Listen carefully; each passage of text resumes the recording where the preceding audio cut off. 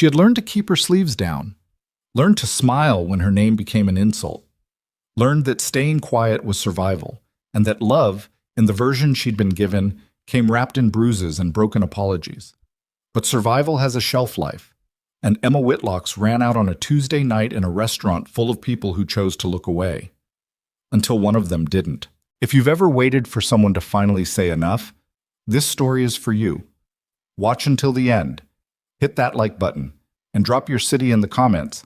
I want to see how far this story travels. The reservation had been Grant's idea. That alone should have told her something. Grant Holloway didn't take people to dinner. He summoned them. He performed generosity the way a magician performed card tricks, with just enough spectacle to distract you from where the real action was happening. Emma had known this for years. 12 years, if she was counting from the first time she watched him throw her mother's dinner plate against the kitchen wall because the pasta was oversalted. She'd been 12 then.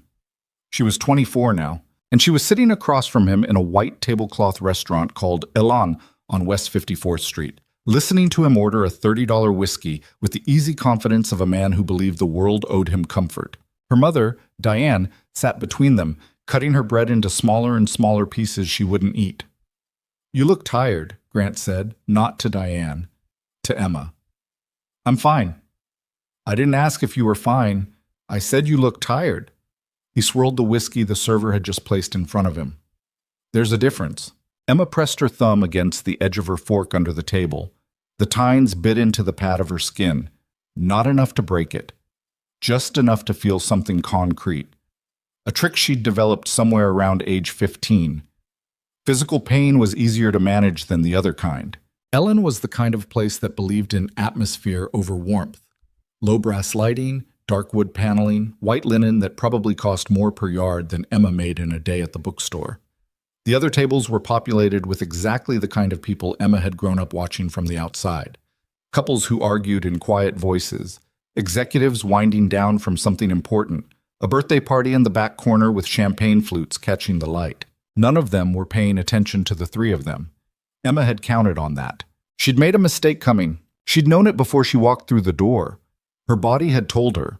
The low-grade nausea that settled in her stomach whenever she spent more than an hour in Grant's radius. The way her shoulders had already begun their slow migration toward her ears the moment she spotted his silver BMW idling outside her apartment building. But her mother had called that morning, and her voice had carried that particular fragility. That specific hollowness that meant things at the brownstone on Archer Street were bad, and Emma had not been able to say no. She never could. That was the whole problem, distilled into a single character defect. "Your mother tells me you're thinking about applying for some management position at that store," Grant said. He picked up his whiskey, studied it, set it back down. "Assistant manager of a bookshop, that's what we're aiming for." "It's a promotion. It's a consolation prize for someone who didn't try hard enough." Diane made a small sound beside him. Not quite a breath. Not quite a word. The sound of someone absorbing a blow they'd learned to anticipate. Emma kept her eyes on her own glass of water. The lemon slice had sunk to the bottom. She watched condensation track down the outside of the glass in a slow, crooked line, and thought about what she would cook for dinner when she got home. Thought about the novel she'd left face down on her nightstand. 200 pages in, already sure she knew how it ended. She thought about anything except Grant's voice, which was the vocal equivalent of gravel being dragged across asphalt. Low. Grinding. Designed to wear things down. Emma. Her mother's voice barely above a murmur. A warning wrapped in maternal instinct. "I know," Emma said quietly. "You know what?" Grant said. She looked up. That was her second mistake of the evening. He was watching her with the particular attention of someone who had spotted something to correct. Grant was 53 years old, broad through the chest and shoulders, with the kind of red-faced, dissipating handsomeness that had probably been genuine once, before the alcohol got into the architecture of him. He kept his silver hair neat. His suits were always pressed. He maintained the surface appearance of a functional man, which was, Emma had come to understand, the most dangerous kind of performance. "I said I know the food here is good," Emma said. "Diane mentioned the sea bass." A beat, 2, 3. Grant picked up his whiskey and finished it in 2 swallows. "Don't do that," he said. Do what? That. The redirect. You do it every time I say something you don't like. You change the subject and make that face like you're the reasonable one. He set the glass down precisely, in the exact center of its ring on the tablecloth. It's insulting. Grant, Diane said, I'm not talking to you. The sentence had no particular volume to it. It didn't need to. It landed with the practiced accuracy of something said 10,000 times before, in 10,000 different kitchens and living rooms and hallways, until it had been reduced to its purest form. An instruction, not a sentence. Stop existing in this moment. I have not given you permission to speak. Diane's hands went still on her bread plate. Emma felt the heat rise behind her breastbone. She recognized it. She'd spent most of her adult life managing it, banking it down the way you bank a fire when you need it to last through a cold night. The anger was always there. She'd learned that expressing it only made things worse, only gave Grant a narrative to operate inside. Well, look at her. Hysterical, overreacting, you see what I deal with? So she held it. She always held it. The server came by. A young woman in her mid-20s, close to Emma's age, with efficient movements and the particular practiced neutrality of someone who'd seen 1,000 dinners exactly like this one. She refilled the water glasses, asked if they were ready to order, and disappeared again when Grant said they needed a few more minutes. Emma picked up her menu. The words blurred slightly. She blinked. She should go. She should look at her mother, telegraph something with her eyes, and they should both get up and walk out of this restaurant and never come back. She'd thought about this scenario more times than she could count. The clean, decisive exit, the moment of refusal.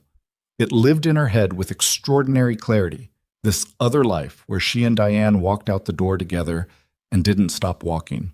But then she looked at her mother's hands, the slight tremor in them, the way Diane held herself so carefully, like a person moving through a space full of invisible tripwires. Emma stayed. She stayed because her mother wasn't ready.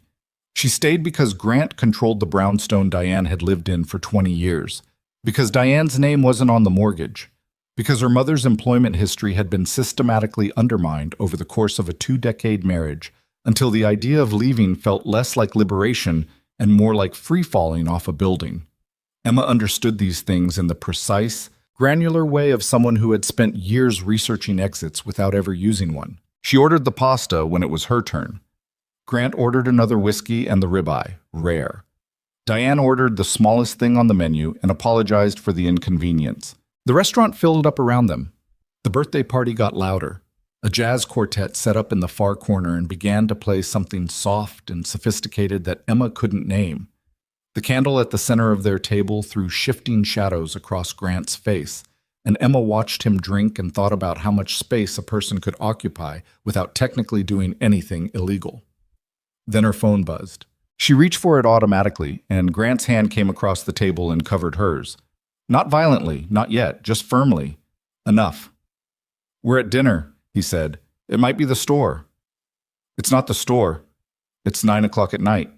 He didn't move his hand. Put it away. She put it away. She felt the familiar sick clenching in her gut. Not quite shame, not quite rage, something that lived in the basement of both emotions and refused to identify itself clearly. The evening continued. By the time the entrees arrived, Grant was on his third whiskey and operating in that particular register she knew better than anything. Not drunk, not sober, but suspended in the mean-tempered middle distance that was worse than either. His eyes had a flat quality to them. His voice had dropped half a register. He was moving through the meal the way a cold front moves through a valley. He criticized the ribeye. He sent it back. He made a comment about the server's efficiency loud enough for the table beside them to hear. He refilled his own glass from the bottle he'd ordered and dropped on the table between them like he was planting a flag. Emma ate her pasta without tasting it. Diane excused herself to the restroom and Emma watched her go and counted the seconds, because this was the window. This was always the window. The brief interval when Grant's attention had to recalibrate, when there was a slight loosening in whatever atmospheric pressure he exerted over every room he occupied. Emma had learned to use these windows carefully, to breathe inside them. She's getting worse, Grant said. Emma looked at him. Your mother. She's getting more fragile. She's not sleeping. He cut a piece of the returned ribeye, studied it. She cries at things. She dropped a cup last week and stood there apologizing to the floor for 30 seconds. He put the piece of meat in his mouth and chewed slowly. It's pathetic. She's anxious, Emma said carefully. I know why she's anxious. Then you know what would help. He looked up from the plate, the flat-eyed look. What was that? Emma's hand found the fork again under the table. The tines, the small pressure. I said she's been anxious for a long time and she probably needs support. That's not what you said. It was close enough. She held his gaze and did not look away and felt her heart doing something percussive and erratic behind her ribs. This was the other part of the window. The few seconds before Diane came back when the dynamic between them could briefly become something other than triangulated, when it was just the two of them and the long, unspoken negotiation they'd been running for 12 years. Emma was aware in this moment that she hated him, fully and without ambiguity. She didn't reach for it or indulge it. She just acknowledged it the way you acknowledge a weather system. This is what it is. This is what it does. There is no point in arguing with it. You always were too much like your father, Grant said, whatever he was, whoever he was. She'd made a mistake looking at him. She'd made a worse one speaking. I wouldn't know, she said. He left. Smart man. And then Diane was back, settling into her chair with the careful movements of someone resettling a wound, and the window closed, and the table became a three-person arrangement again, and Emma returned to the business of getting through the next hour. She almost made it. The incident began not with a shout, but with stillness, the particular held breath quality that preceded bad weather. They were on dessert, which Emma wasn't eating, and Grant had finished the bottle, and Diane had made the error of asking the server for the check before Grant indicated he was ready to leave. A small thing. The kind of small thing that in a functional household would be nothing. A logistical miscommunication, a minor preference disagreement, immediately forgotten. But in the atmospheric conditions of a Grant Holloway evening, small things were not small. They were tests, and you had just failed one. I'll ask for the check, Grant said to Diane, with absolute quietness. I thought we were done. I'll ask for the check. Grant, she was just trying to... Emma started. He moved. She didn't see it as a deliberate decision. His hand came across the table and closed around her wrist. The right one, which was bad, because that was the worst one. And he turned it. Not hard enough to be assault and not gently enough to be anything other than what it was, and the sleeve of her blouse pulled back 2 inches, and the restaurant's candlelight found the bruising on the underside of her forearm that she'd been wearing for the past 8 days and had stopped thinking about the way you stop thinking about wallpaper. Emma went still. The table beside them had gone quiet. The jazz quartet played something lilting and oblivious. Let go, Emma said, very quietly.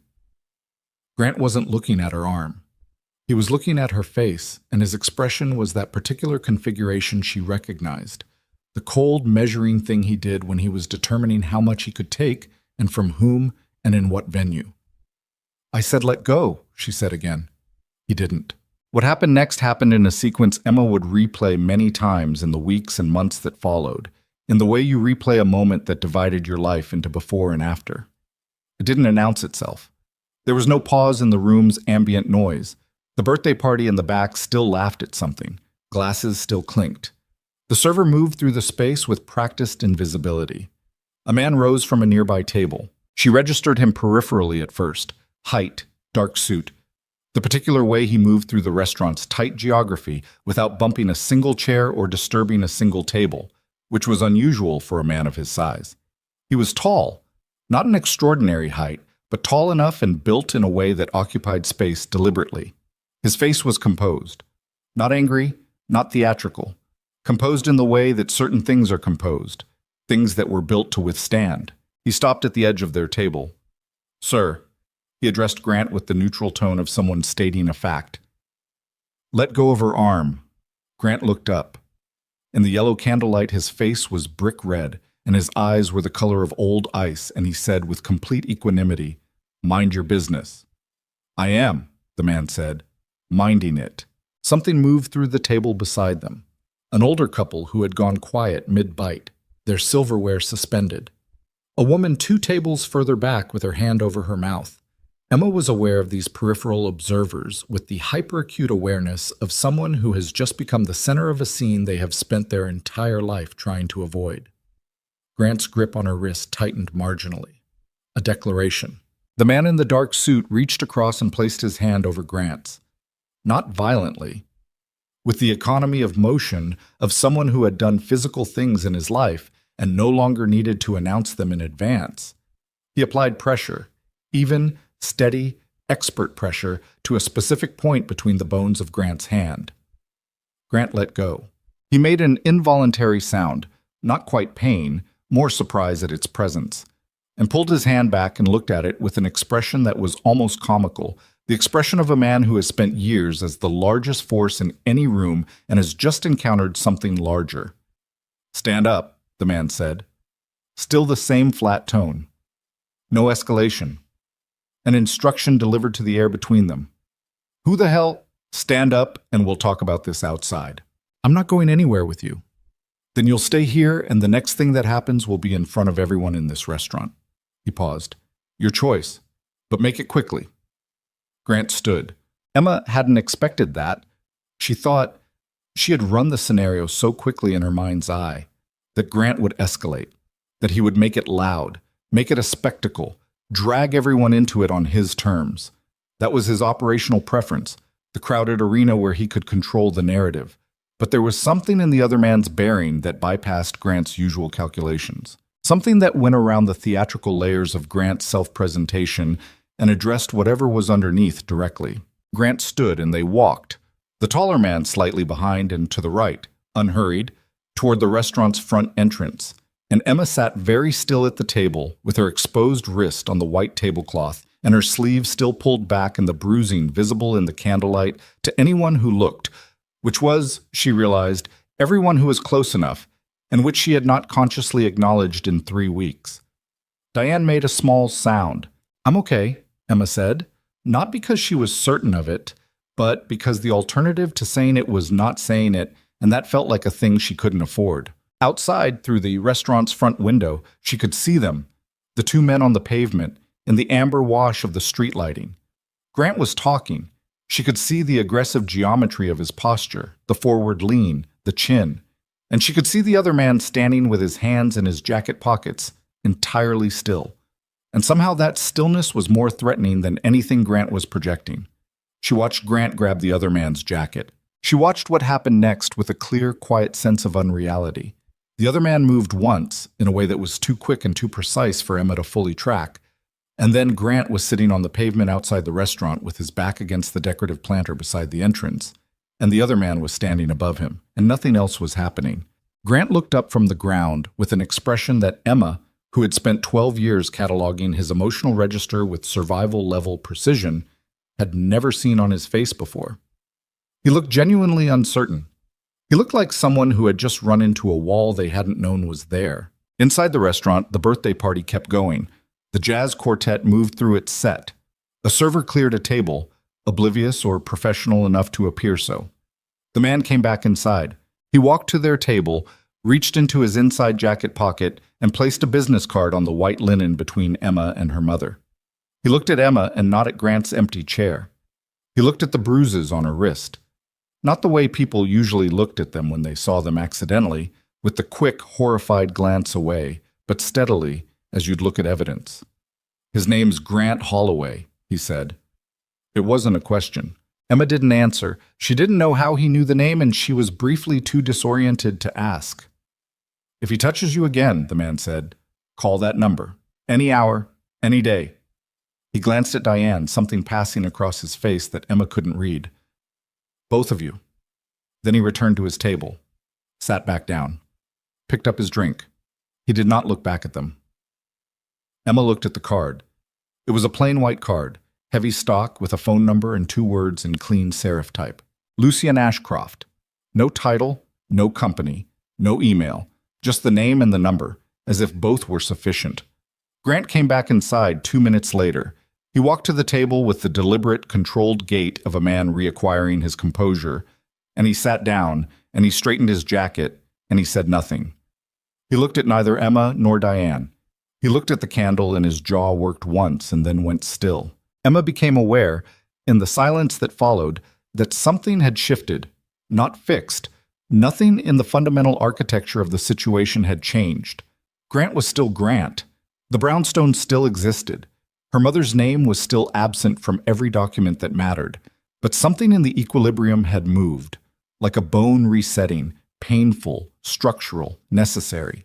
She pulled her sleeve down. She picked up the card. She put it in her coat pocket against the seam, where it sat with the density of something heavier than cardboard. Grant called for the check himself, in silence.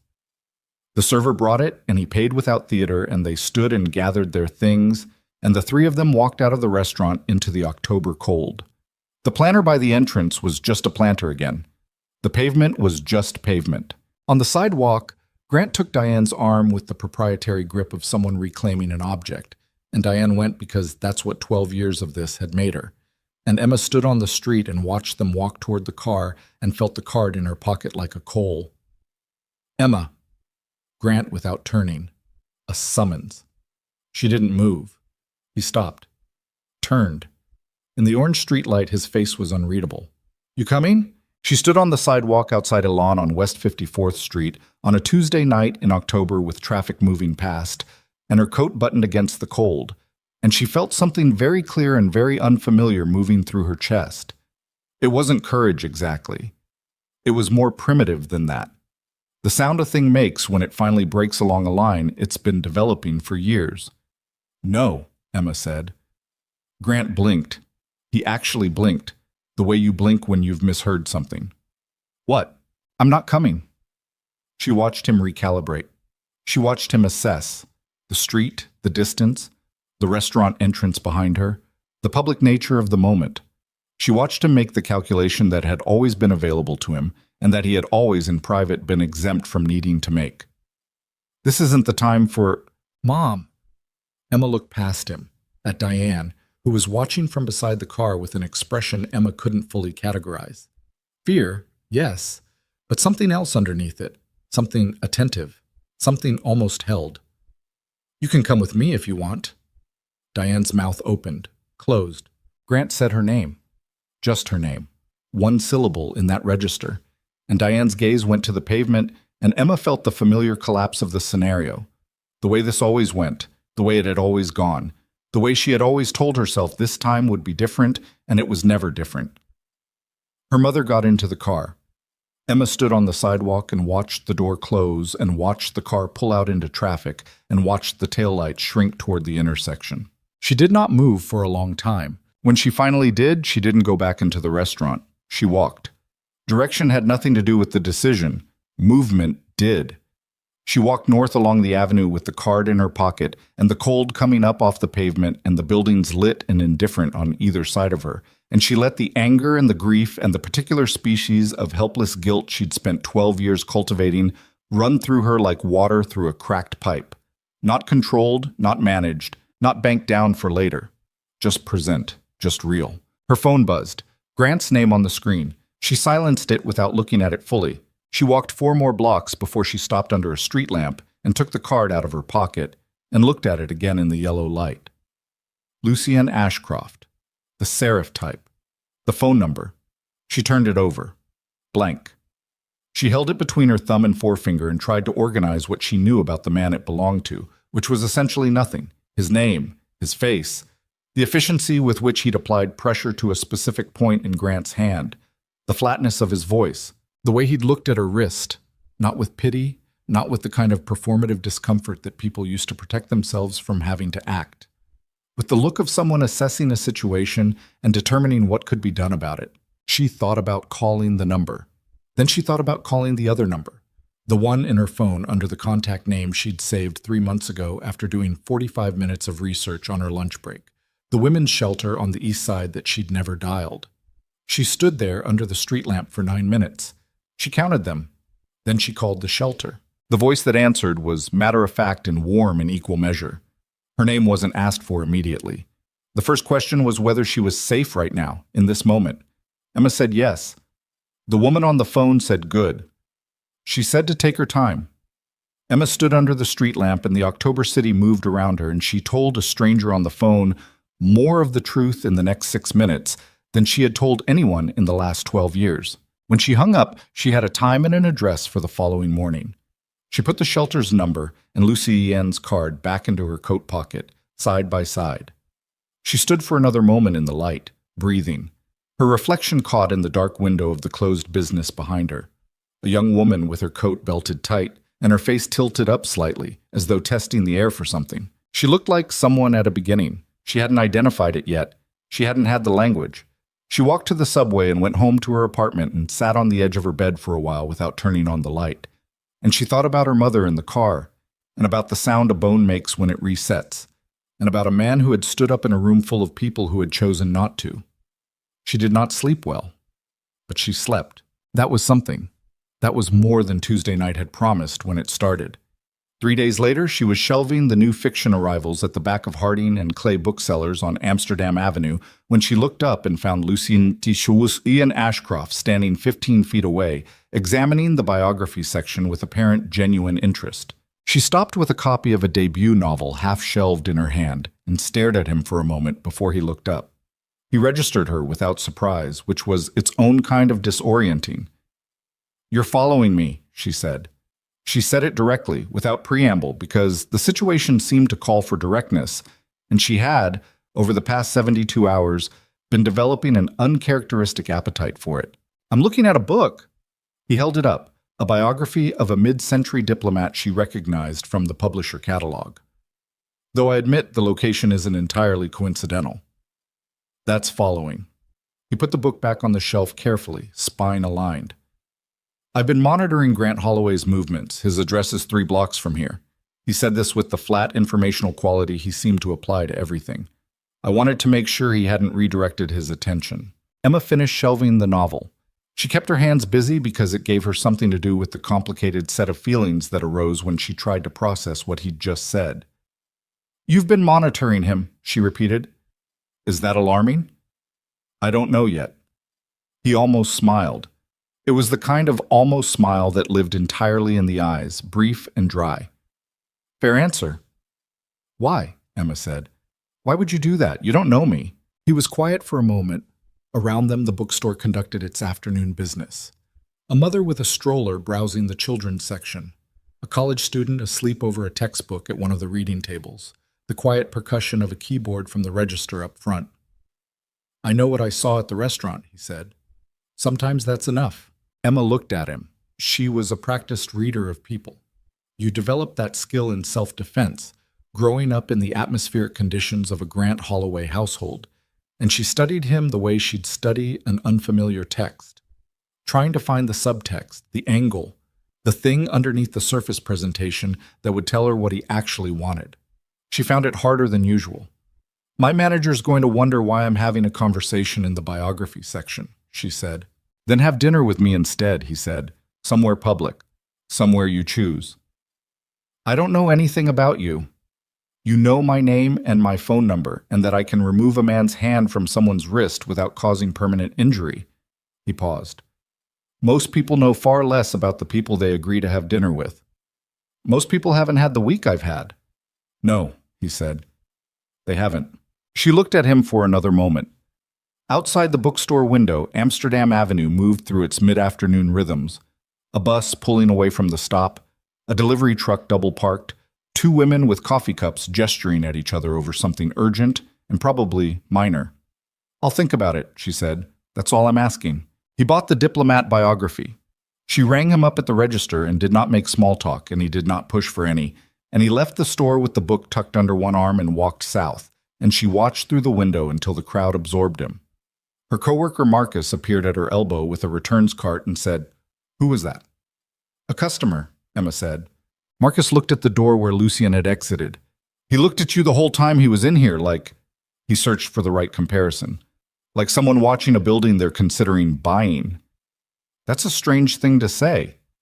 "It was a strange thing to witness." Marcus pushed the returns cart away. "Just saying." Emma stood at the register for a moment longer, then went back to shelving the new fiction. She was on the last book when her phone buzzed with a text from an unknown number. "The restaurant 3 blocks south of your store. Tomorrow at 7, if you want to." She stared at it for a full minute. Then she typed one word back. "Okay." She wasn't entirely sure what she was agreeing to. The dinner, the conversation, The departure from the kind of carefully maintained low-profile existence she'd operated inside for years, moving through her days on an axis of work-apartment obligation, keeping her head down, her sleeves down, her mother's situation contained within the specific vocabulary of managing it. She wasn't managing it anymore.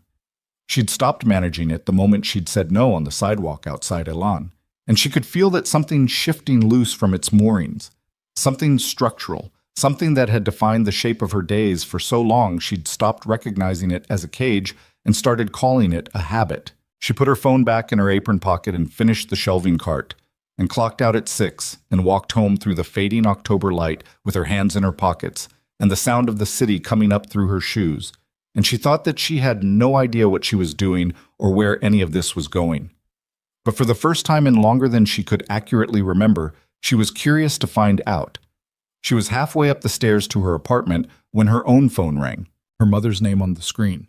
She answered, silence first, then breathing.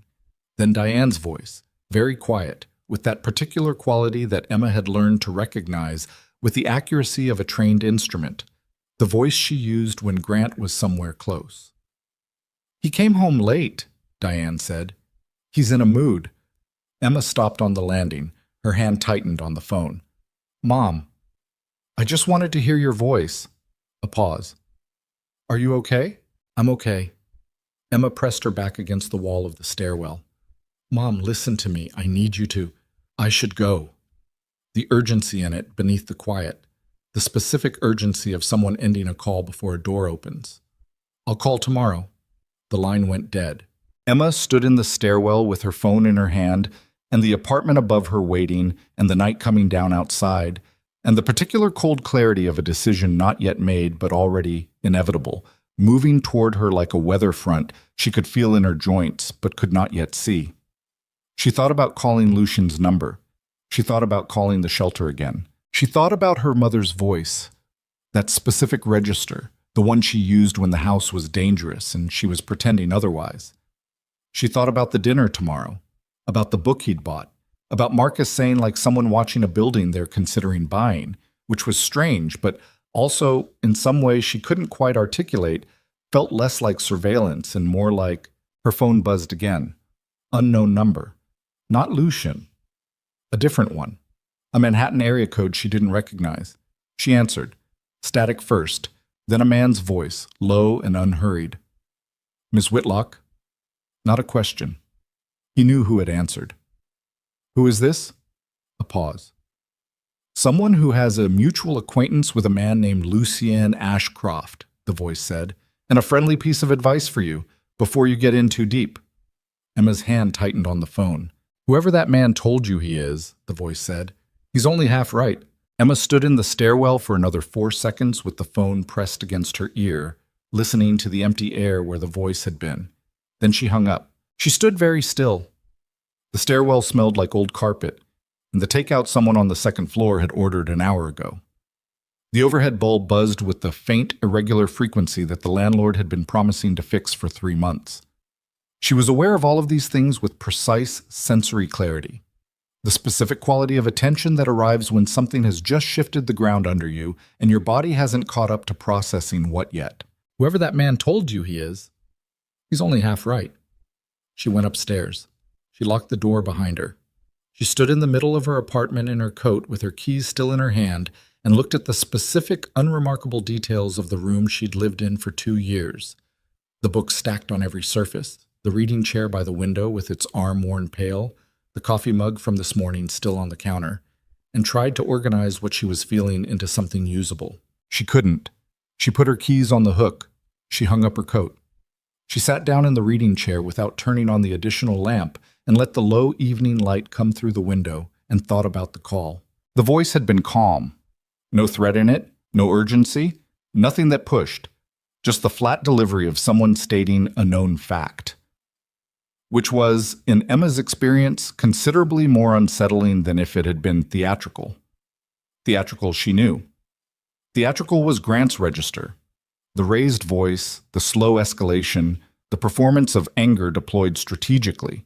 This had been none of that. This had been the conversational tone of someone who believed they had something you needed to hear and was not particularly invested in whether you believed them. She thought about calling Lucien.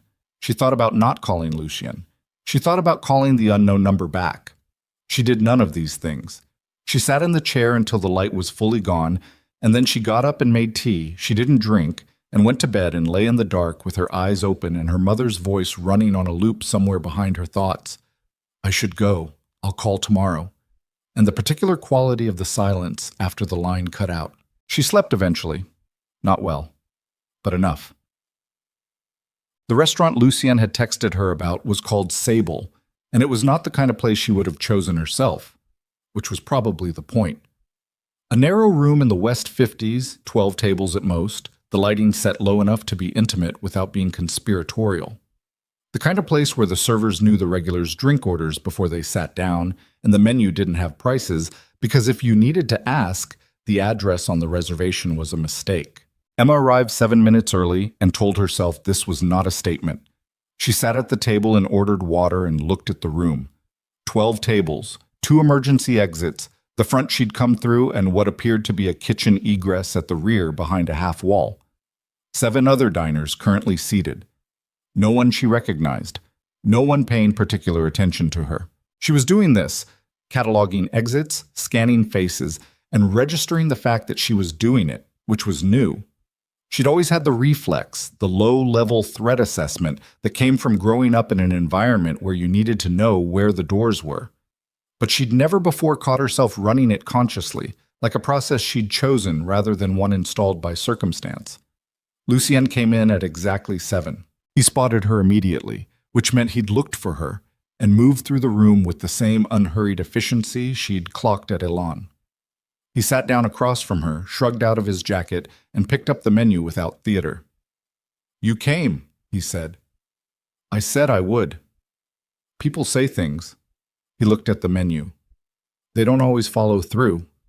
Emma put her hands in her lap under the table. "Someone called me last night after you left the store." He looked up from the menu. "Unknown number," she said. "Male voice. He told me you were only half of what you say you are." Lucien set the menu down. He did it with care, aligning it with the edge of the table, and then he looked at her with the same steady, evidence-assessing quality he'd brought to her bruised wrist in the restaurant, and he said nothing for a moment. "Did he give a name?" he said. "No." "Describe the voice." "Calm, unhurried, no accent I could place." She watched his face. "You know who it was?" "I have a working hypothesis." His jaw moved once. "I'm sorry. That shouldn't have happened. What shouldn't have happened is someone calling my personal number with a warning about a man I'd met once." She kept her voice level. "How did he get my number? If I'm right about who it is, he has access to things he shouldn't." Something moved behind his eyes. Not quite anger, more contained than that. The particular look of someone reacquiring a problem they thought they'd put a distance between themselves and... His name would be Victor Serrano, and if it was him, the call wasn't friendly advice. It was positioning. Positioning for what? The server came. They ordered. Lucien ordered without looking at the menu again, from memory, which told Emma he'd been here before. She ordered the first thing she'd identified as uncomplicated and wouldn't require her full attention to eat because her full attention was already occupied. When the server left, Lucien turned his water glass in his hands once and said, "How much do you want to know?" Emma looked at him. "Everything that's relevant. Some of it may change how you feel about sitting here." "I'm already sitting here." He was quiet for a moment. The restaurant moved around them with its discreet, curated warmth. "My family built an import-export business starting in the mid-'80s, he said. "My father built it, and for the first decade or so it was legitimate. Freight, logistics, distribution. There are photographs of him at ribbon cuttings, shaking hands with city officials, the whole performance." He paused, and then the business changed. The logistics network became useful for other things. The people my father did business with changed, and then the business was something else entirely while still looking, from the outside, like a logistics company. "Organized crime," Emma said. "That's the clean version of it, yes." "And the less clean version?" He met her eyes directly. My father moved product, money, and occasionally people across borders for organizations that had the kind of authority that comes from making problems disappear. He did it successfully for 20 years.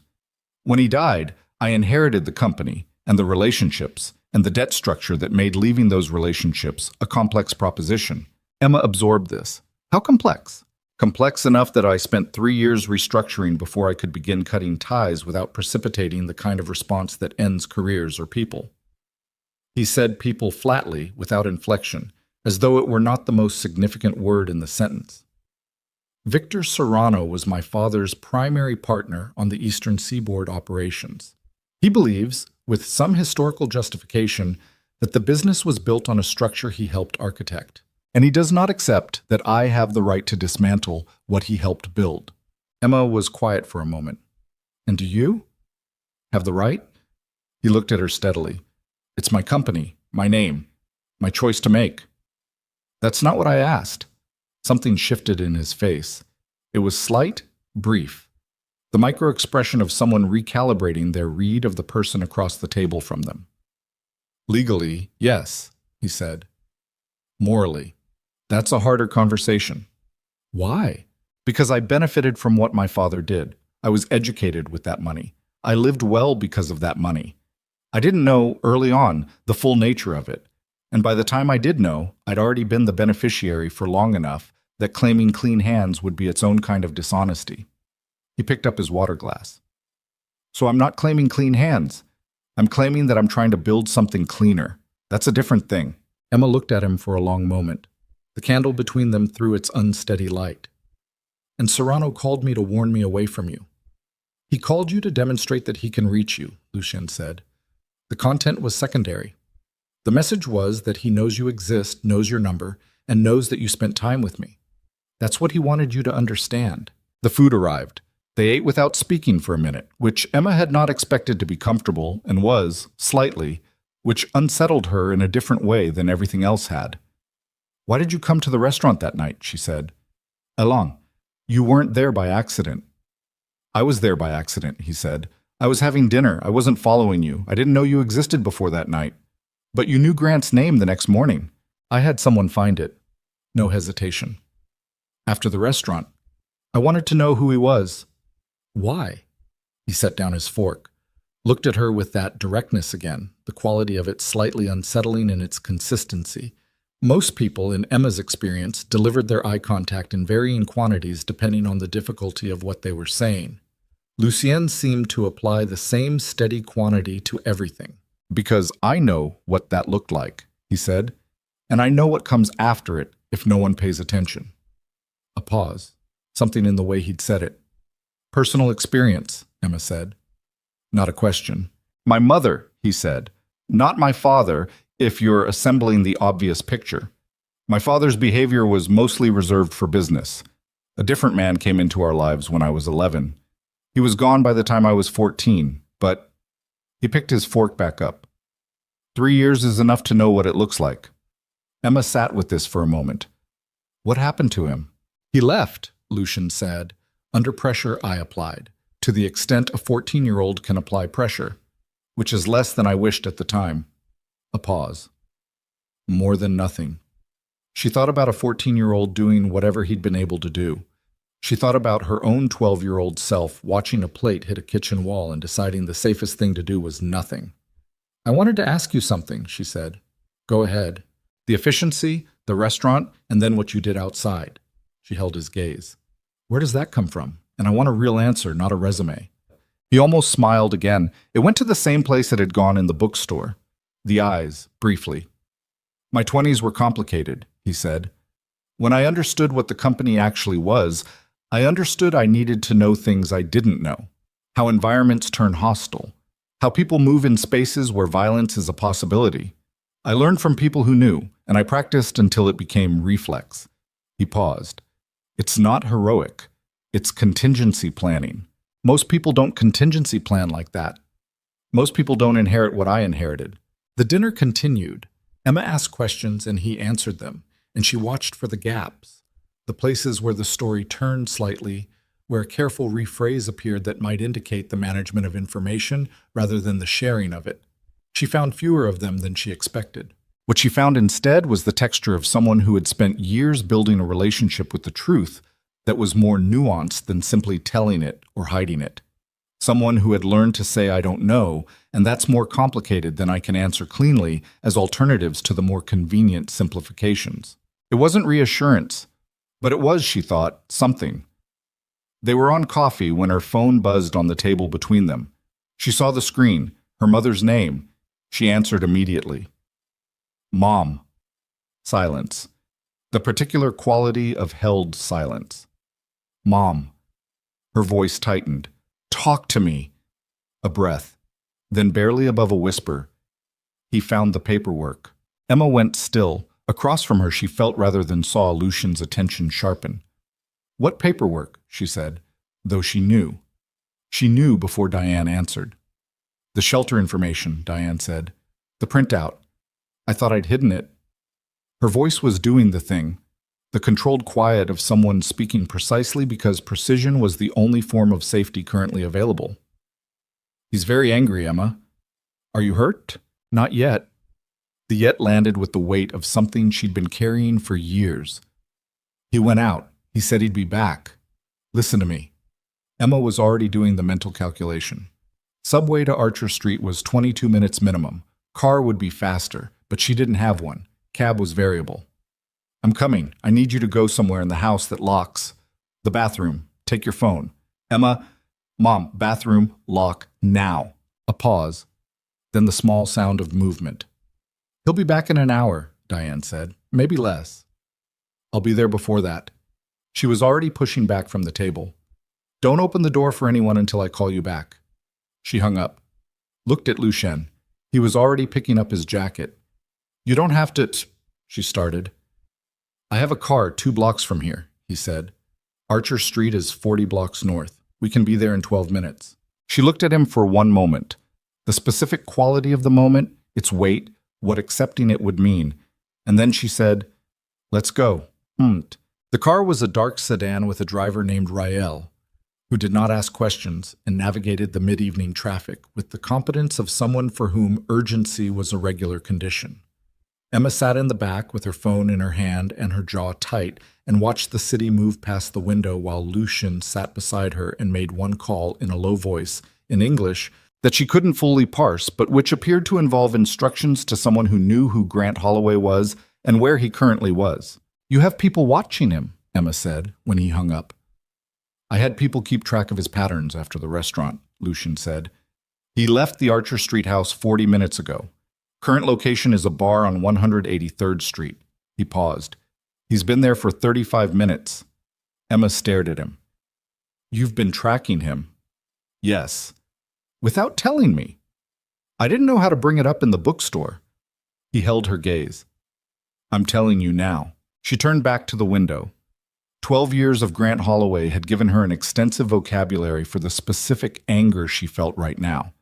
Not clean anger, not simple outrage, but the complicated, contaminated kind that came from knowing someone had done something presumptuous and possibly necessary at the same time, and not being able to cleanly assign it to one category. Next time, she said, tell me. Yes, he said. No qualification, no defense. They pulled onto Archer Street at 7 minutes past 8.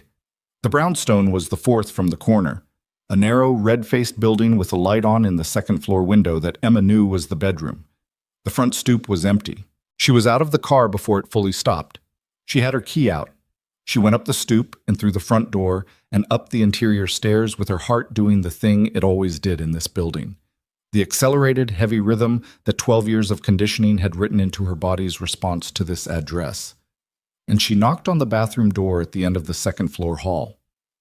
Mom, it's me. The lock turned. The door opened. Diane was sitting on the edge of the tub in her work clothes, shoes still on, with her phone in her lap, and her face carrying that specific arrangement of features Emma had seen 1,000 times and never stopped finding devastating. The careful blankness that was not the absence of feeling, but the management of too much of it. Emma crouched in front of her. Are you okay? I'm okay. Diane's eyes moved to the hall behind Emma. Who's? A friend. Emma took her mother's hands. They were cold. Mom, you can't stay here tonight. You know that. Diane looked at their joined hands. This is my home. I know. 22 years of... I know. Emma kept her voice level, not gentle. She'd learned that gentle sometimes gave Diane room to talk herself back into staying, but clear. Factual. I have the shelter's number. I talked to them 2 days ago. There's a space. Emma, or you come to my apartment tonight. Either way, you're not here when he comes back. Diane's eyes filled. She blinked, and the tears tracked, and she made an impatient gesture at them, brushing them away with the backs of both hands, which was so characteristic, her mother's frustration with her own emotion, the lifelong habit of apologizing for feeling, that Emma had to look away for a moment at the bathroom wall. From downstairs, the sound of the front door. Both of them went still. Diane's hand gripped Emma's wrist. Steps in the entry. Heavier than usual. Not the carefully moderated performance of normalcy that Grant sometimes deployed when he was building pressure. These steps had the blunt, imprecise quality of someone not moderating anything. He'd come back early. Emma stood. She positioned herself between her mother and the bathroom door. Automatic, instinctive, the same positioning she'd learned at 12. She heard him on the stairs. She heard him stop on the landing. Diane! The voice through the door, flat, no temperature in it. Emma said nothing. Diane made no sound. I can see the light under the door. A pause. Open it. Emma looked at her mother. Diane was sitting very straight on the edge of the tub with her hands in her lap and her face set in an expression Emma could read precisely. The specific courage of someone who has run out of alternatives and is now operating on what remains when alternatives are gone. Emma opened the door. Grant stood in the hallway with his jacket still on, and his face carrying the particular flatness of someone 2 drinks past their threshold in the direction of the wrong kind of quiet. He looked at Emma, then at Diane behind her, then back at Emma. You, he said. Me, she said. He looked past her at Diane. What did you tell her? That you found the paperwork, Emma said. That's enough. His jaw shifted. This is between me and your mother. Not anymore. Something moved in his face. He stepped forward, and Emma did not move, and he stopped. He had 2 inches of height and easily 70 pounds on her, and they both knew it, and Emma could feel the specific arithmetic of the standoff in her chest, the way physical reality imposed itself on intention, the way courage had to be recalculated at every step when the body was doing its honest accounting. You need to leave, Grant said. We're both leaving, Emma said, all 3 of us. A pause. His eyes flicked over her shoulder at Diane. You're not going anywhere, he said. Grant, Diane started. I told you that paperwork was... Grant, Emma's voice cutting across. Stop talking to her and look at me. He looked at her, the flat, old ice eyes, the jaw moving once. There's a man downstairs, Emma said. He's been outside for 4 minutes, and he has documentation of every time you've put your hands on either one of us, going back 8 months. If I don't text him in the next 60 seconds, he calls the people he's already been speaking with. She held his gaze without deviation. So you can make this loud, or you can let us get our things, but this is the last conversation we're ever going to have in this hallway. Silence. Grant looked at her. He was doing the calculation she could see him doing, the same calculation he'd done on the pavement outside Elan, the threat assessment, the evaluation of what she was and wasn't bluffing. He looked past her again at Diane, at his wife of 20 years sitting on the edge of the bathtub in her work clothes with her hands in her lap, and her face the particular careful blank of a woman who has decided something. Something went out of Grant's posture, not collapse, nothing that complete or clean, but a structural deflation, like a building losing one of its load-bearing assumptions. He stepped back from the doorway. He turned and walked to the end of the hall and put his hand on the banister and stood there with his back to them. Emma looked at her mother. Diane stood. She picked up nothing from the bathroom. No overnight bag, no necessities. She would come back for things later, or she would send for them, or she would leave them.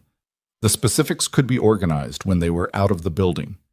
She walked out of the bathroom, past Emma, into the hall, past Grant's back at the top of the stairs. She did not look at him. Emma followed.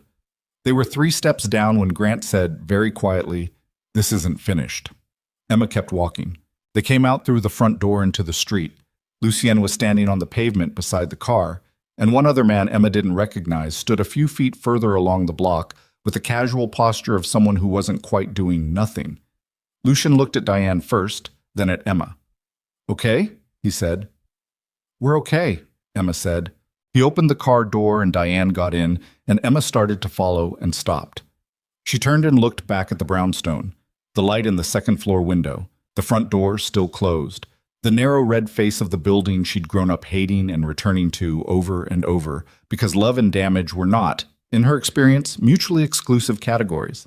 And because leaving required the kind of completeness of conviction that was hard to maintain when the evidence against staying was theoretical and the pull of the familiar was entirely, exhaustingly real. The pull wasn't entirely gone, even now. That was the true thing she couldn't quite say out loud, that walking away from this address, this time, this night, her mother beside her, someone's car waiting at the curb, did not produce the clean, cinematic flood of liberation she'd imagined during the years she'd planned it. What it produced was something more complicated. Grief for the version of this that might have been. Exhaustion so deep it had its own specific weight, and underneath all of it, quiet and cold and clear as the October air, the recognition that complicated did not mean wrong. She got in the car. They pulled away from Archer Street, and Emma watched the brownstone recede in the side mirror until the block turned and it was gone. And then she sat back and looked at her hands in her lap, and she became aware after a moment that her mother was crying silently beside her. Not the anguished crying of crisis, but the slow, private crying of someone setting something down that they've been carrying for a very long time, which is a different thing entirely and almost harder to witness. Emma took her mother's hand. They rode in silence through the city. It wasn't until they delivered Diane to the shelter and Emma had sat with the intake coordinator for 40 minutes and walked her mother to the room she'd be in for tonight and hugged her for a long time in the doorway. Her mother, who smelled like the same soap she'd used for 20 years and who felt smaller than Emma remembered her being. Or maybe that was just the absence of the performance of holding herself upright in a house that required it, that Emma came back out to find Lucien waiting in the lobby. "Thank you," she said. He shook his head slightly, not dismissing it, just not requiring it. They came out into the street. It was almost 11. The city had shifted into its later register. Quieter, not quiet. The sounds different in quality.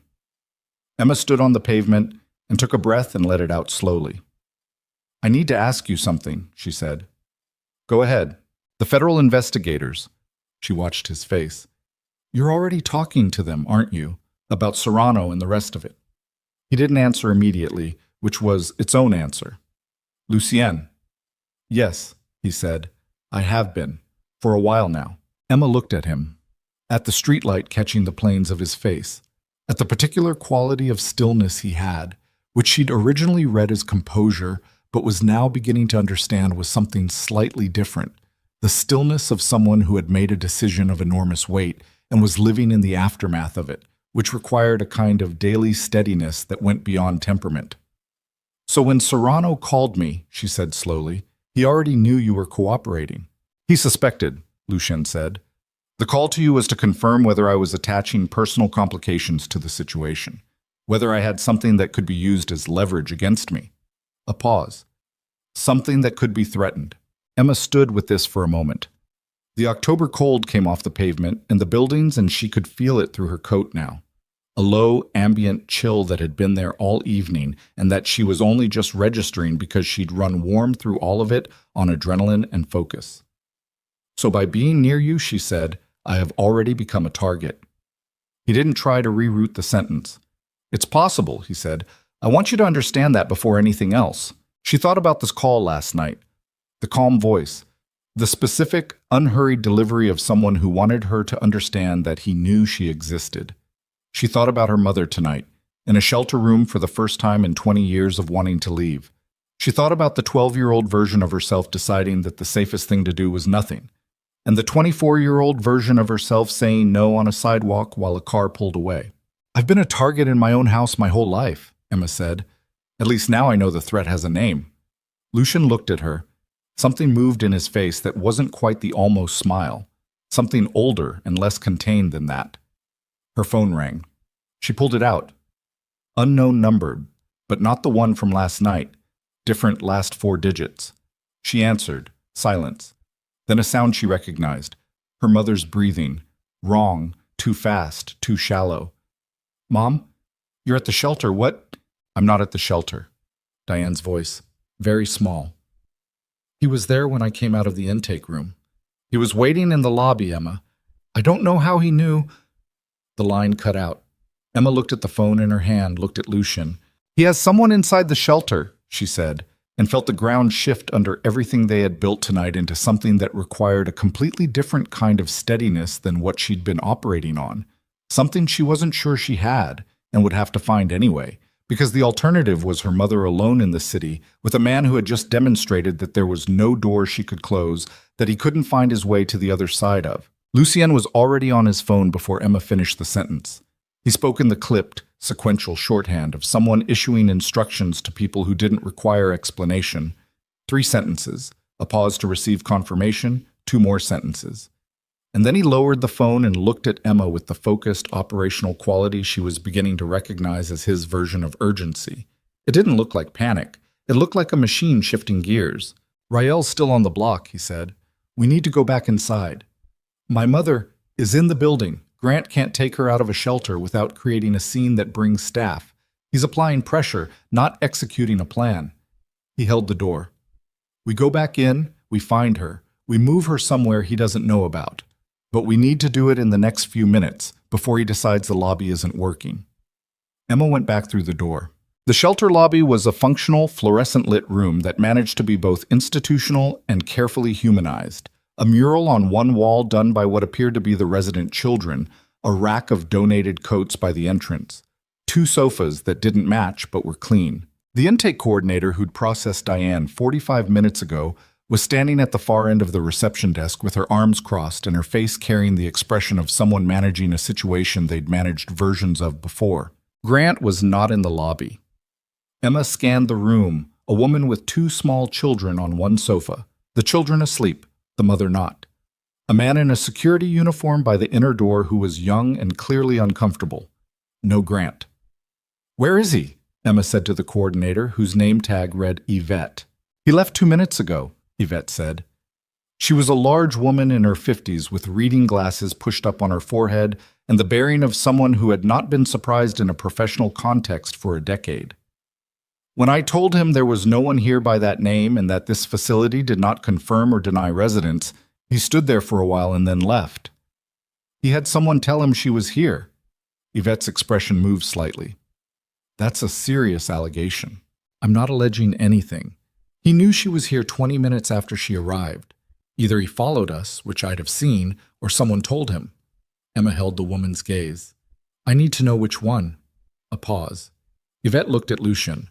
The brief, assessing look of someone determining what category of person they were dealing with, and then back at Emma. There's a protocol for this, she said. I need to make some calls. Make them, Emma said. But first tell me where my mother is. Diane was in a back room off the main corridor, a staff break room with a table and 4 chairs and a coffee maker, sitting across from a younger staff member who'd clearly been tasked with keeping her company. She looked up when Emma came in, and the specific relief in her face was so complete and unguarded that it was almost painful to look at directly. Emma sat across from her. Are you hurt? No. Diane shook her head. He came in and stood there and looked at me and didn't say anything for, 30 seconds. And then he said my name, just my name, and then the woman at the desk came over. She stopped, put both hands flat on the table. How did he know, Emma? I don't know yet. He always knows. Diane said it with the flat exhaustion of a woman reciting a fact she's tested repeatedly and always found true. He has always known. Every time I made a plan, every time I talked to someone, he knew. She looked at her hands on the table. I used to think I was imagining it. You weren't imagining it. I know that now. A pause. I've known it for years. I just needed there to be another explanation. Lucian appeared in the doorway. He looked at Emma. Yvette found something. The something was a phone, a staff member, a young man who'd been with the organization for 4 months, who worked intake 2 evenings a week, who had, Yvette explained with the controlled fury of someone maintaining professionalism by an act of will. accepted $200 in cash 2 weeks ago to pass along information about residents to a contact number he'd been given. He hadn't known who the number belonged to. He told himself it was a concerned family member. He told himself various things that had allowed him to do it 3 times before tonight. He was sitting in Yvette's office when Emma came in, and he was young, 22 at most, with the underdeveloped face of someone who hadn't yet learned that the consequences of decisions arrived whether or not you'd fully thought them through. He looked at Emma and then quickly away. Emma stood in the center of the room and looked at him and felt the anger move through her like something tidal.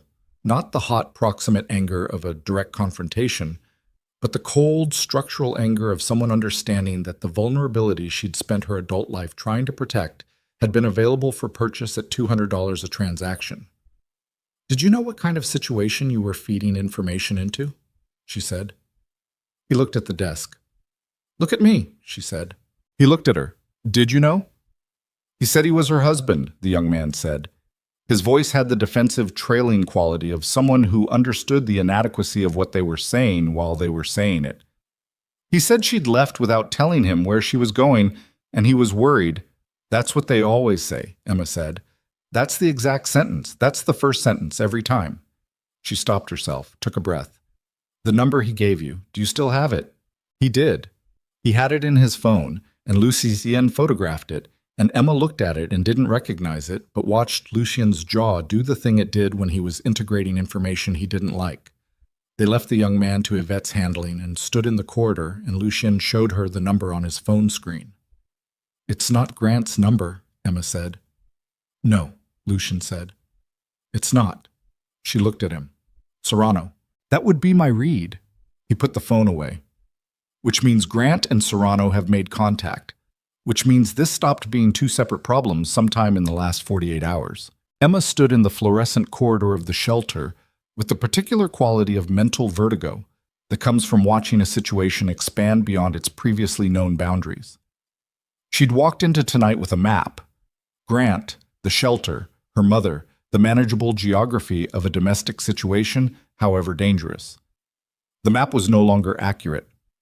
"Why would Serrano care about Grant?" she said. "He doesn't," Lucien said. "He cares about having a mechanism.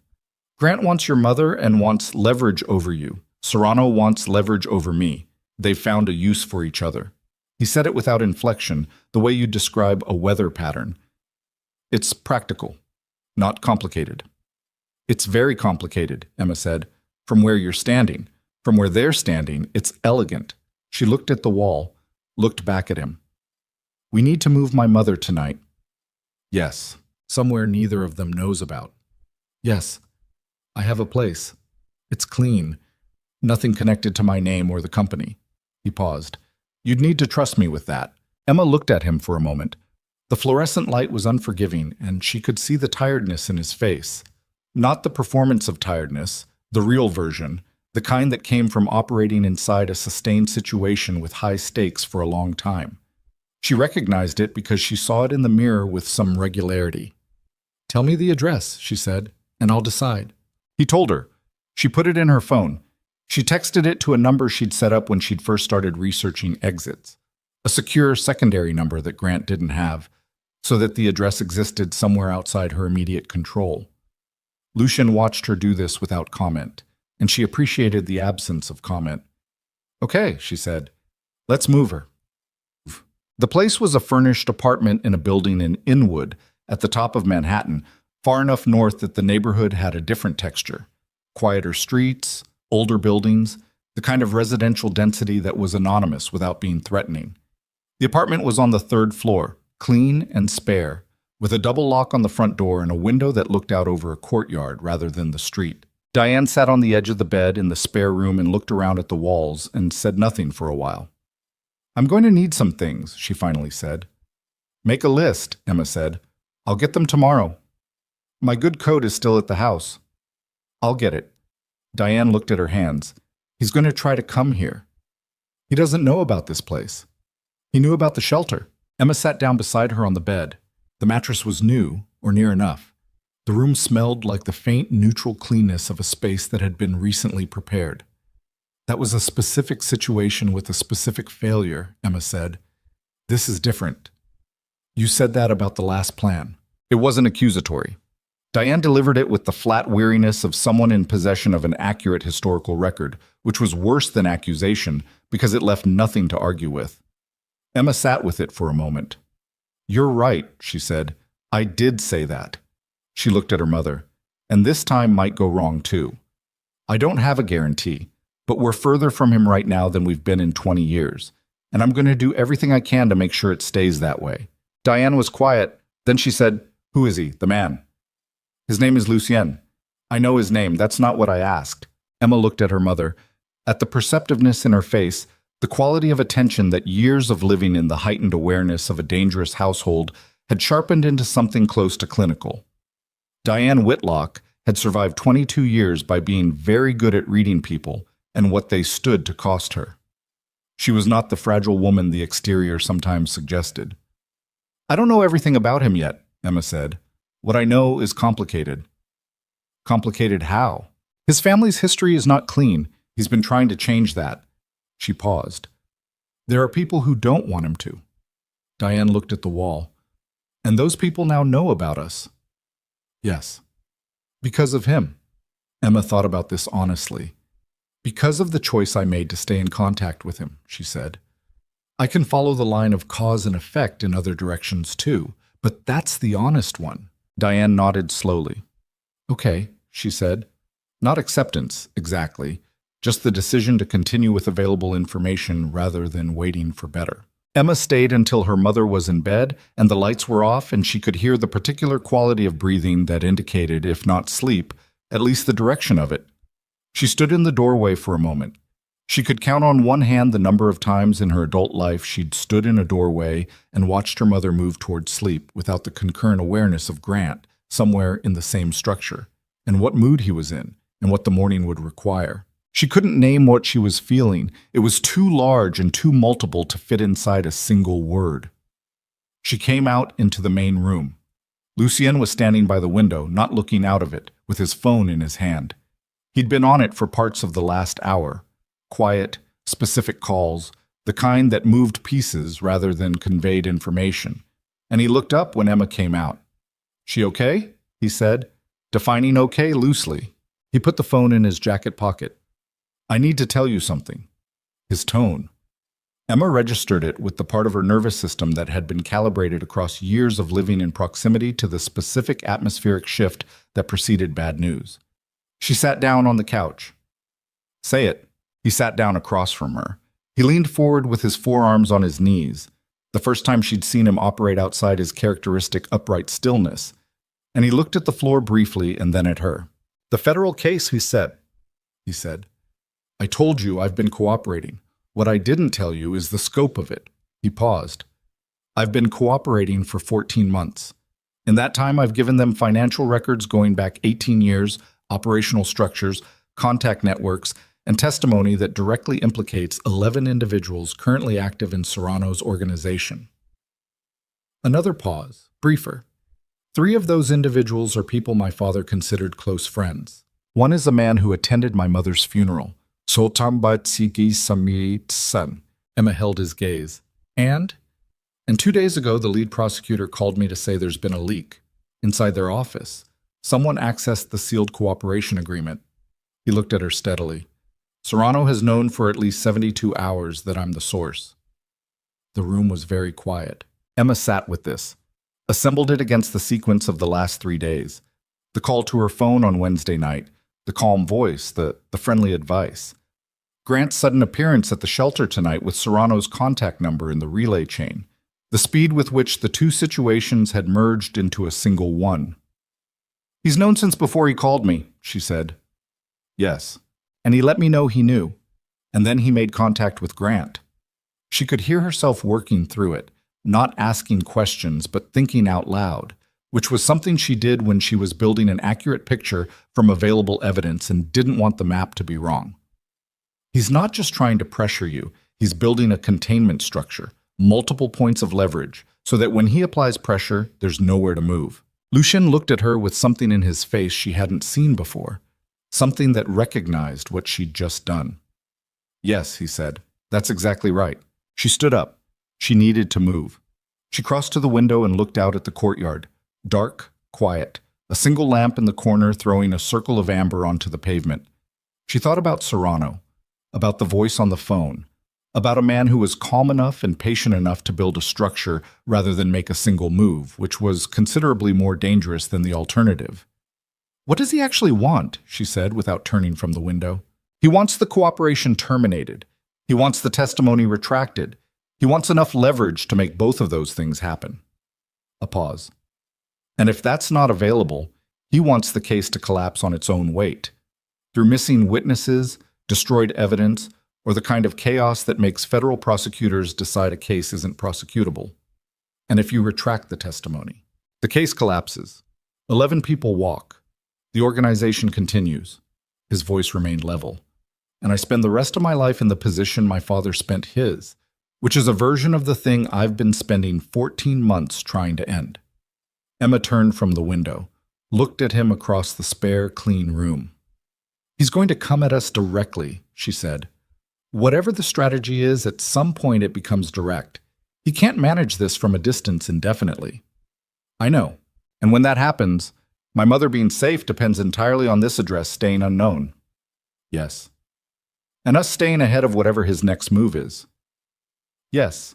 She looked at him for a moment, at the tiredness in him and the steadiness underneath it, and the specific quality of someone who has made an irreversible decision and is now fully in the consequences of it with no possibility of stepping back. She recognized this, not because she'd seen it before in someone else, but because she realized, in a version of the same posture. She'd said no on a sidewalk. She'd brought her mother here. She'd watched the map expand past its original boundaries, and she had not run. Not because she was certain about what to do next, but because running had a destination, and she didn't have one anymore. She only had forward. Okay, she said. So, what's next? He opened his mouth to answer. His phone rang. He looked at the screen. Something crossed his face. Brief, controlled, but present. He answered. He listened for 11 seconds without speaking, and Emma watched his face during those 11 seconds with the precise attention of someone reading a language they're still learning. He lowered the phone. That was my contact at the federal prosecutor's office, he said. His voice was level and careful in the way of someone placing words down with deliberate weight. The leak was bigger than they initially assessed. A pause. The sealed list of protected witnesses in the case, everyone I identified, everyone who agreed to testify, everyone currently under any form of federal protection in connection with this prosecution, that list has been accessed. Emma stood very still. All of them? She said. All of them. How many people? 14, he said, including the 2 who are most critical to the prosecution's timeline. He was looking at her with the flat, directed quality of someone delivering information to a person who has a right to it and who will handle it better than the alternative. One of them is in the hospital in New Jersey with a broken collarbone he received falling down a flight of stairs in his apartment building at 9 o'clock this evening. The cold that moved through Emma's chest was not like anything she had a previous name for. It was specific and systemic, and it moved through her the way understanding moves, not arriving at the surface first, but going deep before she could catch it. Serrano moved tonight, she said. He moved tonight, Lucian said, while we were moving your mother. He is not building a containment structure. The structure is already built. He put the phone in his pocket. He's inside it, and now he's...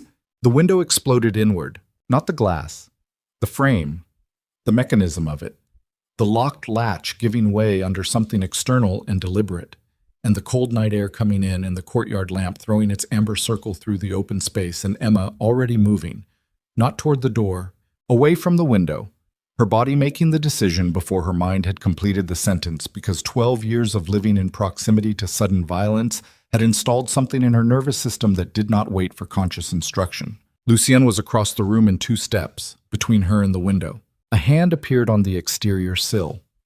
Then a face. Not Grant, not a face she recognized. A young man with close-cropped hair and the operational blankness of someone doing a job. He was through the window and on his feet in the room in 3 seconds. And he was not alone, because through the open frame, Emma could hear movement in the courtyard below. And she understood with the cold, certain clarity of someone whose map had just been revised again, that the address they'd believed was clean had been known before they arrived. Lucian moved toward the man with the same economy she'd watched twice before. The single, precise action. But the man had something in his hand, and the room was small, and there were sounds from the corridor now. The specific sound of the building's interior. And Emma turned toward the door to the spare room where her mother was sleeping. And she got there first, and she turned the lock from the inside and put her back against it, and looked at the room, and her mother sitting up in bed in the half-dark with the expression of a woman waking into something she has spent 20 years half expecting.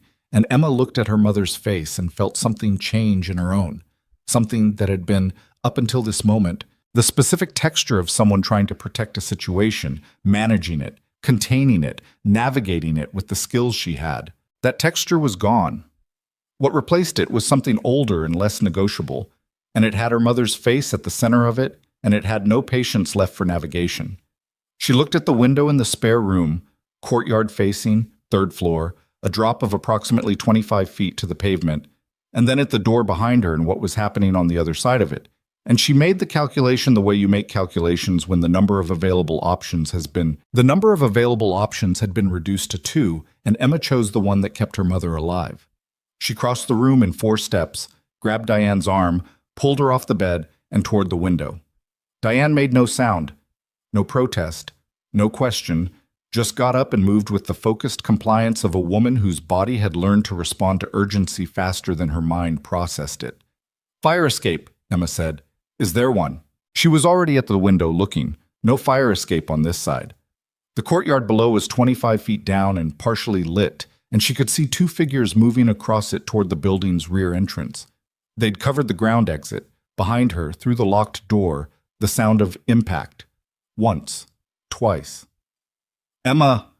Diane's voice, controlled and very quiet. "I hear it." Her phone. She pulled it out. Lucien's number. She hit it, and it rang twice, and he answered, and she could hear from the quality of his breathing that he was still upright and functional and managing something physical. "Spare room," she said. "Window side faces the courtyard. 2 of them below. Door behind us." "Stay on the floor," he said. "Away from the door, 60 seconds. He hung up. 60 seconds was not an abstraction. 60 seconds in a room with a door being hit from the other side had a specific physical texture. The way time expanded and compressed simultaneously, the way her heartbeat was so loud and so present she could feel it in her back teeth, the way Diane's hand in hers was completely steady, which was somehow the most clarifying thing in the room. Emma pulled her mother to the floor against the exterior wall, below the window line. She picked up the only object in the room with any mass, a ceramic lamp from the bedside table. And she held it, and she looked at the door, and she counted. The door came off its hinges on the 48th second. Not the lock giving, the hinges themselves, 3 of them, the door falling inward in a single flat piece. The man who came through was not the one from the window. This one was larger, and he had the specific forward momentum of someone who'd been applying force to something and is still carrying that energy into the next available space. Emma threw the lamp. Not accurately. She knew it wouldn't be accurate. But the movement made him flinch and redirect his momentum, and in that 2-second interval, Lucian came through the open doorway behind him. What happened in the next 8 seconds, Emma could not have described with any chronological precision.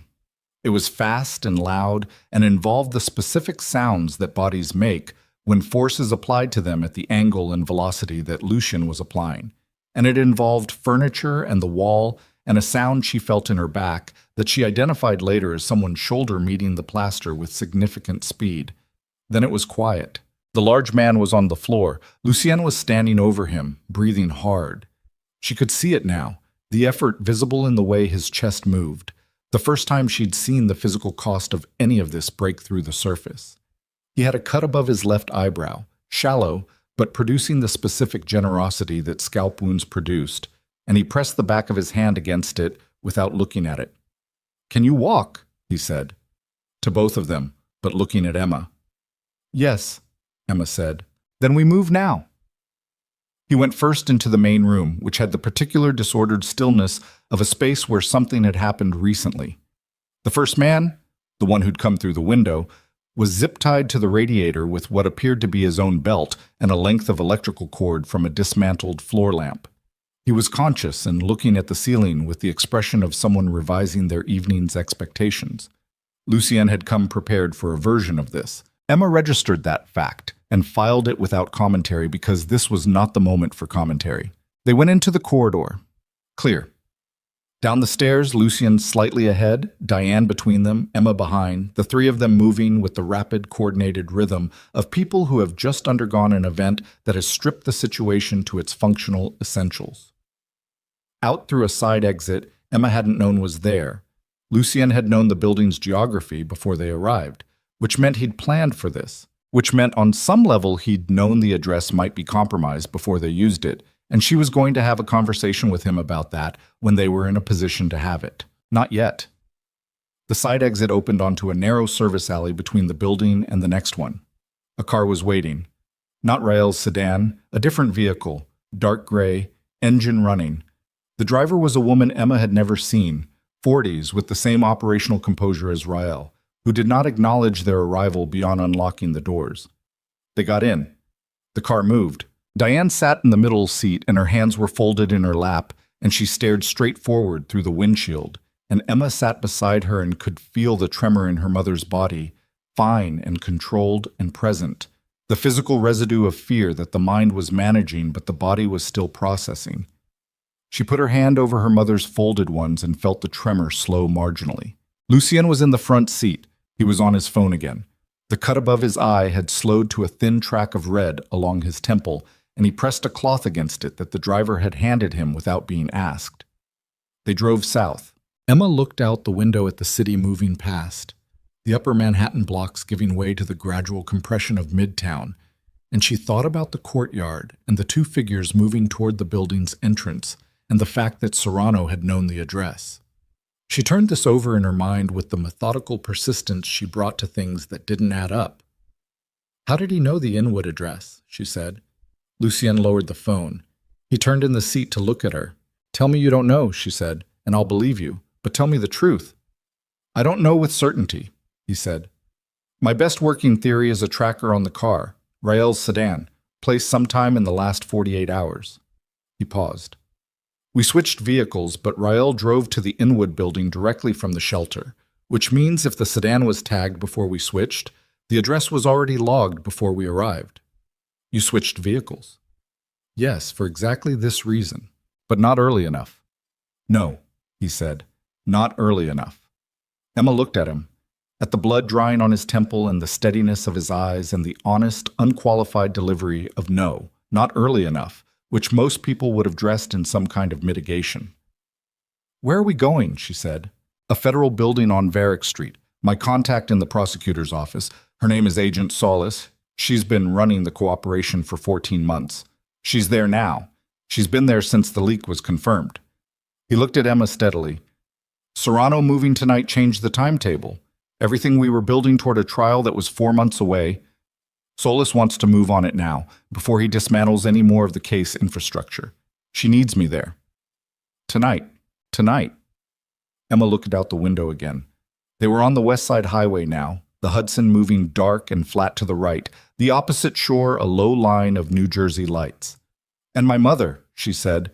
"Solis can put her in protective custody, federal protective custody, not a shelter with a cash-bribed intake worker. A secure location with people whose only function is to make sure she's there tomorrow morning."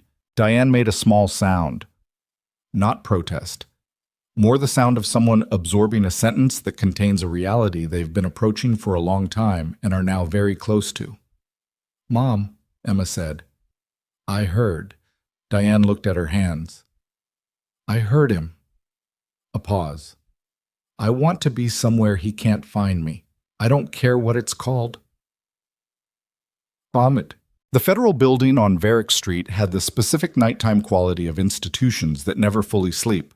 A skeleton crew on the lower floors, more activity above, the security at the entrance precise and unhurried. Agent Solis met them in the lobby. She was a compact woman in her early 40s, dark-haired with the slightly compressed look of someone who had been awake longer than was reasonable and had decided not to acknowledge it. She looked at Lucien's cut and then at Emma and then at Diane, and she said to the agent behind her, "Get them upstairs." She pulled Lucien aside. Emma watched them from across the lobby. the low, rapid exchange, Solis's face moving through a sequence of expressions that were controlled and specific and told Emma nothing clearly except that the information being exchanged was significant and that Solis's read of it produced something that wasn't quite alarm but occupied the adjacent territory. Then Solis looked across the lobby at Emma. Emma held her gaze. She didn't look away, didn't shift. Solis came over. "Ms. Whitlock," she said. Her voice was the direct, undecorated voice of someone who was tired and operating at the far edge of a long effort and had dispensed with the preamble. "Your mother will be in a secure location in 40 minutes. I need you to believe me when I tell you that." She paused. "And I need to talk to you about something you may not be aware of." "Go ahead." Solis looked at her for one more second, the look of someone making a decision about how to deliver information. Then she said, "The man Grant Holloway, your stepfather." "Yes." "He came to this building 3 days ago." Emma went still. "He wasn't here to see us," Solis said. "He came in response to a contact initiated by Victor Serrano's attorney. He met with the attorney in the lobby. Public space, nothing we could act on, for approximately 20 minutes. She kept her eyes on Emma's face. "We have him on camera. We have partial audio from a proximity microphone that one of my agents had in the vicinity by chance." Another pause. "The conversation concerned you." Emma's throat felt tight in a specific way she recognized from the restaurant, from the stairwell, from the bathroom doorway. The physiological response of someone who has just absorbed a sentence that has permanently altered a piece of their understanding of their own life. "What about me?" she said. "Serrano's attorney offered Holloway a financial arrangement, a specific sum in exchange for information about your movements and your relationship with Lucian Ashcroft." Solis delivered this with the flat precision of a woman reciting testimony. Holloway accepted. The lobby of the federal building, the clean institutional light, the sound of the city muted behind glass, her mother somewhere behind her with a federal agent moving toward an elevator, Lucienne across the lobby, watching her. Grant had taken money to tell Serrano where she was. Grant had taken money from the man who had coordinated the events of the last 48 hours. The leak, the shelter, the Inwood address, the men through the window, and had fed information about Emma's life, Emma's location, Emma's connection to Lucienne, into that structure, and had done it 3 days ago, which meant he'd done it before the shelter, before tonight, before any of it, which meant the thing Emma had believed was her stepfather's violence and desperation and need for control was also, at some level, a transaction. She'd known Grant was capable of many things. She had not known this was one of them. She stood in the lobby and she felt the anger move through her, and this time she did not bank it, and she did not manage it, and she did not reach for the fork tines under the table. She let it be present, full and real and enormous, and she breathed through it until it became something she could operate inside rather than something that operated her. "Where is he now?" she said. "Currently, we don't have his location," Solis said. "But we will. And when we do, there will be a separate conversation about what he's done here." She paused. "He's made himself part of this case." Emma nodded. One nod, precise. "I need to ask you something," Solis said. "Ask." "Lucienne's testimony, the cooperation. He's told you the scope of it." It wasn't a question. "I need to know if you're going to be a complicating factor." Emma looked at her. "What does that mean?" "It means that the next 12 hours are going to require him to make choices that will have permanent consequences for his legal standing, his business, and his safety.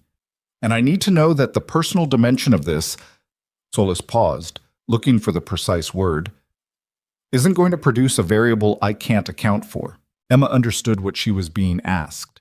She was being assessed, measured for the specific kind of liability that women in proximity to key witnesses represented in the institutional imagination, the soft target, the emotional complication, the factor that made men make decisions from their gut instead of their head. "I'm not a complicating factor," Emma said. "I'm the reason the information about my movements reached Serrano at all, which makes me part of this whether you account for me or not. So you should account for me." Solis looked at her for a moment. Something shifted in her face, not softening, more a recalibration of her read of what was standing in front of her. "Fair enough," she said. "Come upstairs." The room upstairs was a conference room with a long table and too many chairs and a whiteboard covered in a system of names and connecting lines that Emma took in with one sweep before she sat down. Lucien was already seated at the table. Two other agents Emma hadn't met were on the far side. Solis stood at the head. Solis put a photograph on the table.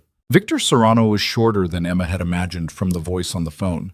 60s, compact and gray-haired, with a face that was unremarkable in every dimension except the eyes, which had the flat, patient quality of something that spent a lot of time waiting. He looked like someone's retired accountant. He looked like someone who could stand in a room without being remembered. "He's in the city," Solis said. "He flew in from Miami this morning, which tells us tonight wasn't improvised. This was planned well ahead of the information from the leak." She looked at Lucien. "He came here to resolve this personally." "He always preferred direct resolution," Lucien said. "He and my father had that in common. We have a location as of 2 hours ago. A property in Brooklyn Heights registered to a holding company with 14 layers of corporate structure, but we got through them." Solis put another photograph on the table. "An aerial view of a building. We're prepared to move tonight if Lucien completes the sworn statement that the prosecution needs to support the warrant." She looked at Lucien directly. "The statement you were supposed to give 4 months from now at trial. We need it tonight." Lucien looked at the photographs on the table. He looked at them for a long moment with the specific, particular quality of someone looking at a decision they made 14 months ago, arriving at the moment it costs the most. "If I give the statement tonight," he said, "the company's assets are frozen immediately, the foreign accounts, the domestic operations. All of it stops." He said this with full understanding of what he was saying. Some of those operations are completely legitimate. Employees, contracts. I've spent 4 years building the clean version of what my father built. And if everything freezes tonight, it restarts, Solis said. "When the case closes, the legitimate operations get separated and restored. That's in the cooperation agreement." "I know what's in the agreement." His voice didn't sharpen, it just became more precise. "I'm not looking for reassurance. I'm making sure we're both clear on what tonight costs." "I'm clear," Solis said. "Are you?" He looked across the table at Emma. She looked back at him. She thought about a 14-year-old applying whatever pressure was available. She thought about her mother in a shelter room and the specific sound of a door coming off its hinges. She thought about the voice on the phone. He's only half right. And the photograph of a compact, gray-haired man who had flown from Miami this morning, specifically to resolve this, and who had bought her stepfather's compliance with a number on a check. She thought about what staying quiet looked like from the outside. "Don't look at me," she said. "This is your call." "I know," he said. "I'm not looking for permission." A pause. "I'm looking at what I'm doing it for." The conference room was very quiet. Emma held his gaze. He turned to Solis. "Get me the statement," he said. "Let's finish this." Solis nodded once to the agent on her left, who left the room. She looked back at the table. "There's one more thing," she said, and her voice had a quality Emma hadn't heard in it yet, something below the operational flatness. "The leak in our office. We identified the source an hour ago." She put a third photograph on the table. Emma leaned forward. The photograph was a surveillance image, grainy, a corridor somewhere, a man in a suit with his back partially to the camera. But the face was angled enough to be visible, and Emma looked at it, and the cold that moved through her was different from all the previous cold because this one had a flavor she recognized from the lobby of the shelter and from 12 years of a kitchen and from a restaurant on West 54th Street where a man had publicly done what he'd been doing privately for years. The man in the photograph was not a federal employee. He was Grant. He had been in this building not once, but 3 times in the past 2 weeks. The attorney was a front. The real meetings had been with an asset Serrano had inside the prosecutor's office, and Grant had been the courier.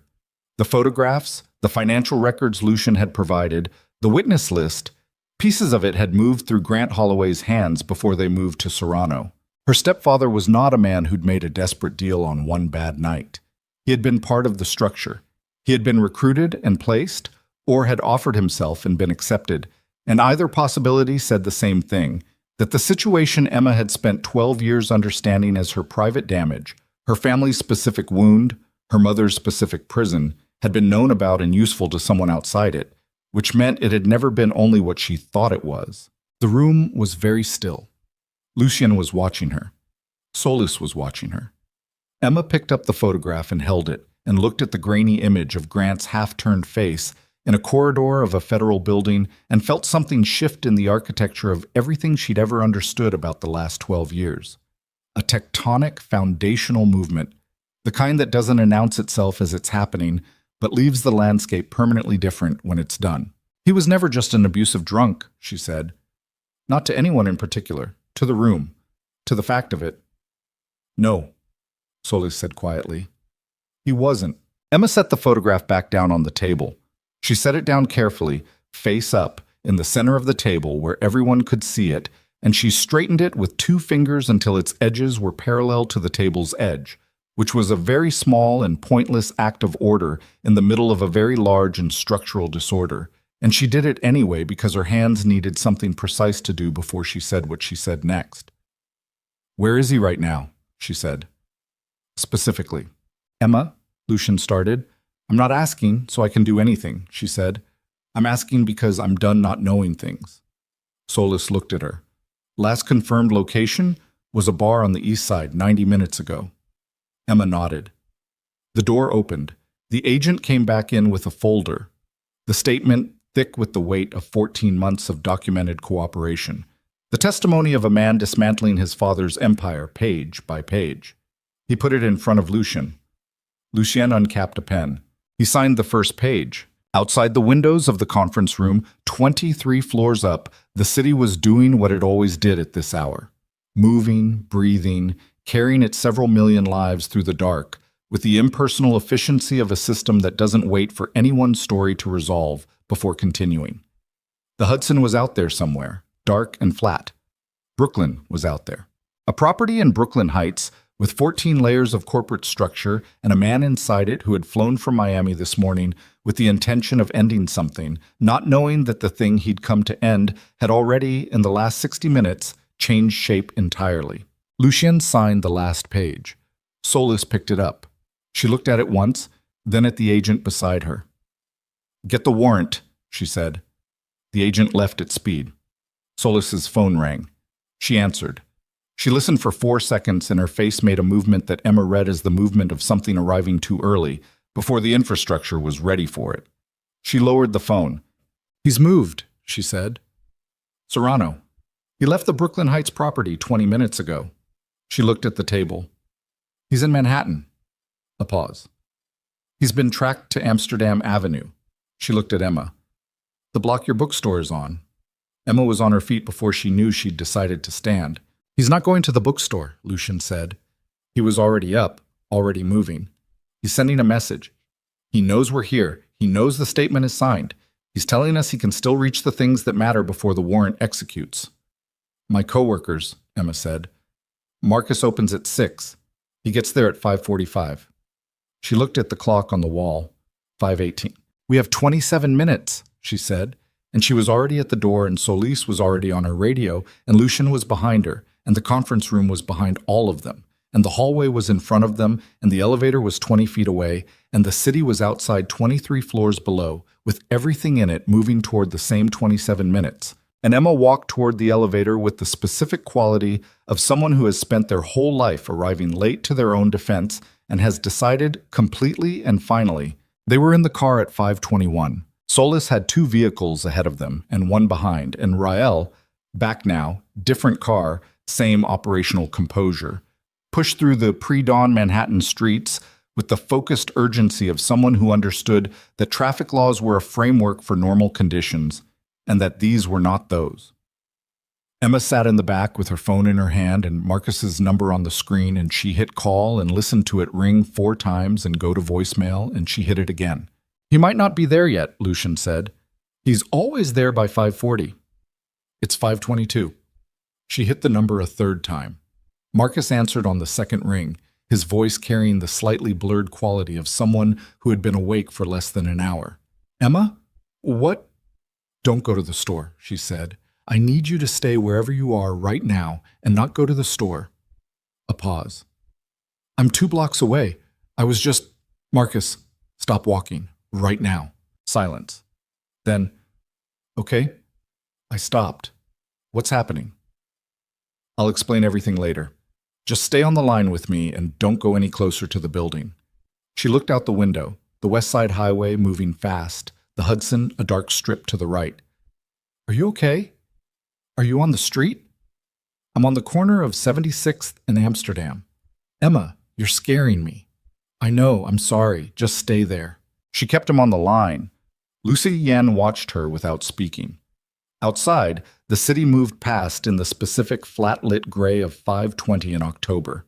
The sky not yet light, the streets not yet populated with the morning's full weight, a transitional quality to everything as though the day had not yet committed to beginning. They turned on to Amsterdam at 5:31. She saw the bookstore from half a block away. Harding and Clay, the dark green awning, the window display she'd arranged herself 3 days ago, the stacked paperbacks behind glass. The lights were off inside. The street in front of it was quiet. She also saw the man standing on the opposite sidewalk. He wasn't doing anything. He was standing with his hands in his coat pockets and looking at the storefront with the patient attention of someone who had time and knew it. Compact, gray-haired. Unremarkable in every dimension except for the fact that he was standing on Amsterdam Avenue at 5:30 in the morning looking at a bookstore. Victor Serrano, no intermediary, no attorney, no courier, no asset in someone else's office. He had come himself, which was either confidence or desperation presenting as confidence, and Emma had spent enough time reading people in dangerous emotional states to know the difference was not always visible from the outside. The cars stopped. Solis was out first, and 2 agents Emma didn't know were out a half-second behind her, and Solis had her credentials in one hand and was covering the distance between the vehicle and Serrano with the particular stride of someone who has executed this specific moment in practice enough times that the real version feels almost routine, except that it never actually is. Emma got out. Lucien said her name. She kept going. She crossed the street with the agents fanning around her, and she came to a stop 6 feet from Victor Serrano, and she looked at him in the gray pre-dawn light, and she saw, up close, what the surveillance photograph had not transmitted, that he was old. Not decrepit, not diminished, but old in the way that men who have spent their lives in high-pressure environments become old, compressed rather than softened, the years laid down in the face like sediment, dense and accumulated. His eyes were the same in person as in the photograph. Patient, flat, looking at her now with the specific attention of someone assessing a variable they'd perhaps underestimated. Solis reached him first. Victor Serrano. Her voice, flat and certain. Credentials up. Federal agents, do not move. Serrano did not move. He looked at Solis with a mild expression, the expression of someone who has been introduced to people at parties they did not want to attend. He looked at the agents to his left and right. He looked at Lucien, who had come across the street and was standing 8 feet away with his hands at his sides and his face carrying a quality Emma had not seen in it before. The specific quality of a long-anticipated moment arriving exactly as expected, which was both a relief and a grief simultaneously. Then Serrano looked at Emma. He looked at her for 4 or 5 seconds. He looked at her the way the voice on the phone had sounded, with the unhurried attention of someone determining the weight of a thing. "You're the bookstore girl," he said. His voice was exactly as she remembered it from the phone call, calm, precise, no performance in it. "I'm the reason the warrant exists," Emma said. "Don't call me a girl." Something moved in Serrano's face. It was not the almost smile she'd seen in Lucien. It was something colder and more involuntary, the micro-expression of someone encountering an unexpected texture in a situation they believed they had fully mapped. Solis moved in. He did not resist. He turned and put his hands behind his back with the practiced movement of someone who had known, on some level, that this was how the sequence ended, had known it since he got on the plane in Miami, had perhaps known it since the cooperation agreement was signed 14 months ago and the shape of the endgame became visible if you were paying the right kind of attention, which Victor Serrano, in Emma's assessment, had always been doing. He just miscalculated where the resistance would come from. The cuffs went on. Solis was already on her radio, coordinating the simultaneous movements that Emma understood were happening elsewhere in the city, the coordinated raids that 14 months of documentation and a signed sworn statement had made possible. Names from the whiteboard in the conference room, 11 individuals. The organizational structure of something built over decades coming apart at multiple points at once. Emma stood on Amsterdam Avenue in the gray October pre-dawn and watched Victor Serrano be placed in a federal vehicle, and she felt something she had not expected to feel in this moment. Not triumph, not the clean completion of a thing achieved. What she felt was closer to exhaustion, meeting relief, meeting the particular spaciousness that arrives when something that has been taking up enormous volume in your life abruptly stops requiring that volume. Like a sound you've been compensating for so long you forgot you were doing it, and then it stops, and the silence has its own adjustment period. Marcus appeared at her shoulder. She'd forgotten he was on the line. He'd apparently walked the remaining 2 blocks while the situation resolved. He looked at the federal vehicles, at the agents, at Lucien, at the pre-dawn street. "Okay," he said. "I'm going to need that explanation." "Later," Emma said. "Much later?" "Yes." He nodded with the resigned acceptance of someone who had, over years of working with Emma, developed a tolerance for incomplete information delivered with total certainty. He went and unlocked the bookstore and turned on the interior lights, because it was 5:40, and that was what you did. Emma watched the lights come on behind the green awning, the window display she'd arranged, a rotating feature on debut novels, a small handwritten card in the corner in her own writing, lit up from inside. Lucien stood beside her. They stood there for a moment without speaking. The city was starting its morning shift around them. The first bus of the route coming down Amsterdam, a delivery truck turning onto the block, a woman with a dog moving along the opposite sidewalk with the specific purposeful walk of someone who had somewhere to be and was already thinking about it. The normalcy of it was almost disorienting. "Grant," Emma said. "They'll pick him up today," Lucien said. "Solis has enough from the corridor footage and the phone records for an obstruction charge, minimum, probably more." He paused. "He's not going to be able to move freely after today." Emma thought about this. Thought about the photograph. The grainy image of Grant's half-turned face in a federal building corridor, carrying pieces of Lucien's testimony to a man who'd used them to try to dismantle a prosecution, and, collaterally, to find Emma's mother in a shelter. She thought about the specific casual evil of that sequence. The domestic violence that had spent 12 years presenting itself as a private wound, and had been, some portion of it, connected to something larger and more deliberate than a drunk man's cruelty. She didn't know what to do with that yet. It was too large and too recent to process cleanly. She filed it in the place she'd been filing large and recent things, a temporary location, not resolution, just storage until she had the capacity. "My mother," she said. "Solis's team will release her to regular protective custody by noon," Lucien said. "After today, there's no operational reason to keep her there. The structure that was using Grant to track her is gone." He looked at Emma. "She can go wherever she wants to go." Emma thought about her mother's hands, folded in her lap in the back seat of the car, the tremor that had slowed when Emma covered them with hers. She took out her phone and texted the secure secondary number. "It's over. I'll come to you this morning." 3 minutes later, one word back. "Okay, just okay." Which, from Diane Whitlock at 5:45 in the morning after the night they'd just had, was its own complete and sufficient sentence. Well, she didn't sleep. She went home to her apartment as the morning came in through the windows, and she sat in the reading chair and she didn't sleep and she didn't try to. She made tea and drank half of it. She looked at the books on every surface, the stacks that had accumulated over years of the kind of reading that was not an aesthetic preference, but a survival mechanism. The paper worlds she'd been stepping into since she was 8 years old and had discovered that you could go somewhere else inside a sentence without physically going anywhere. She thought about that 8-year-old, about the specific strategies she'd developed layered over 12 years for managing an unmanageable situation. The fork tines under the table, the exits cataloged, the anger banked, the sleeve kept down. 12 years of daily maintenance of a containment structure that she'd called surviving, and that had perhaps also been, on some level, a failure of imagination. The failure to imagine that the structure could come down. She sat with this without trying to resolve it, because some things didn't resolve into clean lessons, and forcing them into that shape was its own kind of dishonesty. At 7:30, she called Lucy. He answered on the second ring. His voice had the texture of someone who also hadn't slept but was functional inside it. "Where are you?" she said. "Federal building still. There are a lot of statements. Are you okay?" A pause.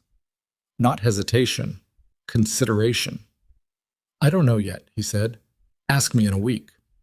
"I'll ask you in a week," she said. Another pause, briefer. "Are you okay?" She looked at the room around her, the books, the tea going cold, the morning light coming in at its low October angle, finding the dust on the windowsill and the worn arm of the reading chair, and the specific impermanence of everything. "I don't know yet either," she said, "but I think I'm going to be." "That's more honest than most people manage," he said. "I've been working on honest," she said. "It's a recent project." She could hear something in his voice that was close to the almost smile. She hung up and went to get her mother. The weeks that followed had a texture she hadn't anticipated. She'd expected, in some vague way, a before and after clarity. The thing ends, the life begins, the division crisp and legible. What she got instead was more granular and more real than that. The days continued. The bookstore continued. She shelved books and recommended them, and ordered stock, and had conversations about the new fiction table that were so entirely normal they occasionally felt surreal. Diane moved into an apartment 2 miles from Emma's, a one-bedroom with a courtyard that got afternoon light. She'd chosen it herself, which Emma had insisted upon, and she'd signed her own lease, which she'd needed 20 minutes of sitting in the leasing office before she could do, and she'd done it. The pen in her hand and her name at the bottom of a document that contained only her name.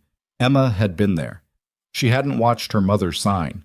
She'd looked at the courtyard through the window and given Diane the privacy of the moment. Grant was arrested 11 days after that night on a federal obstruction charge and 3 additional counts related to his role in the information relay. His attorney entered a not guilty plea. Emma read about it in an article she found online by accident, not looking for it, and she sat with the article open on her phone for a long time, and then she closed it and made dinner and did not call anyone about it. There was, she found, very little satisfaction in it. Not the absence of relief, there was relief, real and structural, the kind that settled into the body's daily operations rather than arriving as a feeling. But the satisfaction she'd imagined, the sense of scales correcting, that was quieter and stranger than she'd expected. What she found instead was that her mother, 3 weeks into the apartment with the courtyard, had begun buying plants, specifically succulents, because she'd read they were hard to kill, and she wanted to practice not killing things. Emma found this to be the most significant development of the entire period. Lucien's company assets were frozen for 6 weeks and then restored in the legitimate portions while the criminal case proceeded. He spent a month in depositions and hearings and the particular grinding administrative aftermath of a federal prosecution, which was less cinematic than its build-up and more exhausting than anything that had preceded it. He called Emma during this period with the practical frequency of someone reporting in, not nightly, not daily by schedule, but when something happened that he thought she should know about, and when the day ended in a way that made a voice on the other end of a phone the thing he wanted. She called him too, for the same reasons. They were, Emma thought, 2 people learning to be in the same place at the same time without a crisis requiring it, which was considerably harder than being in the same place at the same time because a crisis was requiring it. The crisis had its own grammar. The ordinary required a different one, and they were both rusty at it, or had never learned it, or had learned it in such damaged versions that unlearning was prerequisite to relearning. It was slow. It was not always comfortable. It was, she thought, honest, which was what she'd said she was working on. She went back to the therapist she'd stopped seeing at 21 because the sessions had hit a wall she hadn't been ready to break through. She was readier now. The wall was the same wall. She broke through it differently this time, which was less a matter of force and more a matter of having finally run out of reasons to maintain it. Diane started therapy 2 weeks later, referred by Emma's therapist to someone who specialized in long-term domestic situations. She came to dinner at Emma's apartment the Sunday after her first session, and she was quieter than usual, and Emma didn't ask, and they cooked together and ate together, and Diane washed the dishes because she said she wanted to. And at the end of the evening, she stood in Emma's doorway in her coat with her hand on the doorframe and said, "I want to apologize to you." Emma looked at her. "Mom, not tonight," Diane said. "I'm not ready tonight. My therapist says I need to do it when I can do it completely, not part way, and I'm not there yet. She held Emma's gaze with the steady attention that Emma now recognized was her mother's baseline, that it had always been her baseline, just buried under 20 years of a situation that required its suppression. But I want you to know it's coming, and that I mean it. I know you do, Emma said. Diane nodded. She squeezed Emma's hand where it rested on the doorframe. Then she went down the stairs and out into the evening, and Emma stood in her doorway and listened to her footsteps recede, and then the sound of the street, and she felt the grief and the love, and the specific complexity of the two existing simultaneously in the same space, which was, she thought, the permanent condition of certain things and not a problem to be solved. The indictments came down in December. Victor Serrano, 11 associates, and 2 additional individuals identified through the cooperation process that Lucien hadn't initially known about, but whose names surfaced during the investigation's expanded scope. The lead prosecutor issued a statement. Solis appeared briefly at a press conference with the careful non-expression of a federal agent appearing at a press conference. Lucien watched it on a laptop at Emma's kitchen table. When it ended, he closed the laptop and sat with his hands flat on the table for a moment, looking at the closed screen. Emma was making coffee across the kitchen, and she watched him from there. The specific quality of his stillness in this moment, which was different from his usual stillness. This one had more in it, more weight, more completion, more of the specific texture of someone at the end of a long effort and not yet certain what comes after it. "How do you feel?" she said. He thought about it, genuinely thought about it, which she'd noticed he did, gave questions their actual weight, before answering rather than producing the answer fastest available. "Like something I've been carrying for a long time is now on the ground," he said, "and my arms don't know what to do." Emma brought the coffee over. She put his cup in front of him and sat across the table and looked at him across the coffee cups and the December light coming through the window. "They'll figure it out," she said. "Eventually." "The figuring out is the project," she said. "That's what I've been told." He looked at her. The almost smile which she'd catalogued well enough now to know arrived when something she said surprised him into it. "By your therapist?" "By experience." He picked up the coffee cup, looked at her over the rim of it. Outside the window, the city conducted its December business. The specific dense movement of the city in winter, coats and scarves and breath visible in the cold, the early dark coming down at 4:30, and the lights going on in the buildings across the street in their staggered individual sequence. "I want to take you somewhere," he said. "Not tonight. When everything is a little more settled." "Where?" "The restaurant," he said. "The first one. Not the other place. The one I told you about before any of this. The one I wanted to take you to for dinner when I came into the bookstore." He paused. "We never actually got there." Emma thought about that.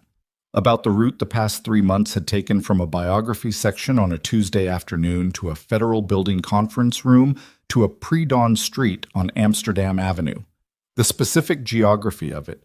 The distance between asking someone to dinner and arriving at a kitchen table with the indictments settling. "Okay," she said. "That's all? Okay?" "You asked. I said okay." She looked at him steadily. "What else do you want?" He looked at her. Something in his face that wasn't the almost smile and wasn't the operational flatness and wasn't the steadiness under pressure she'd watched carry him through the last 3 months. Something older and less defended than any of those. "I want more days that look like this one," he said. "That's what I want." Emma held his gaze. The December light was behind him, and the coffee was warm in her hands, and the building across the street had all its windows lit now, the staggered individual lights of several dozen separate lives conducting their evenings behind glass. "That's a reasonable thing to want," she said. "Yes," he said, "I think it is." They sat at the kitchen table as the evening came down outside, and the city went on beyond the windows, and the coffee cooled slowly in their hands, and neither of them said anything else for a while because nothing else needed to be said. The silence was not the silence of the stairwell or the restaurant or the federal conference room.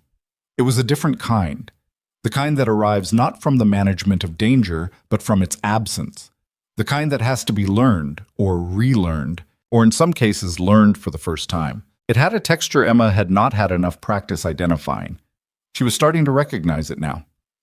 Somewhere across the city, her mother's apartment had its lights on.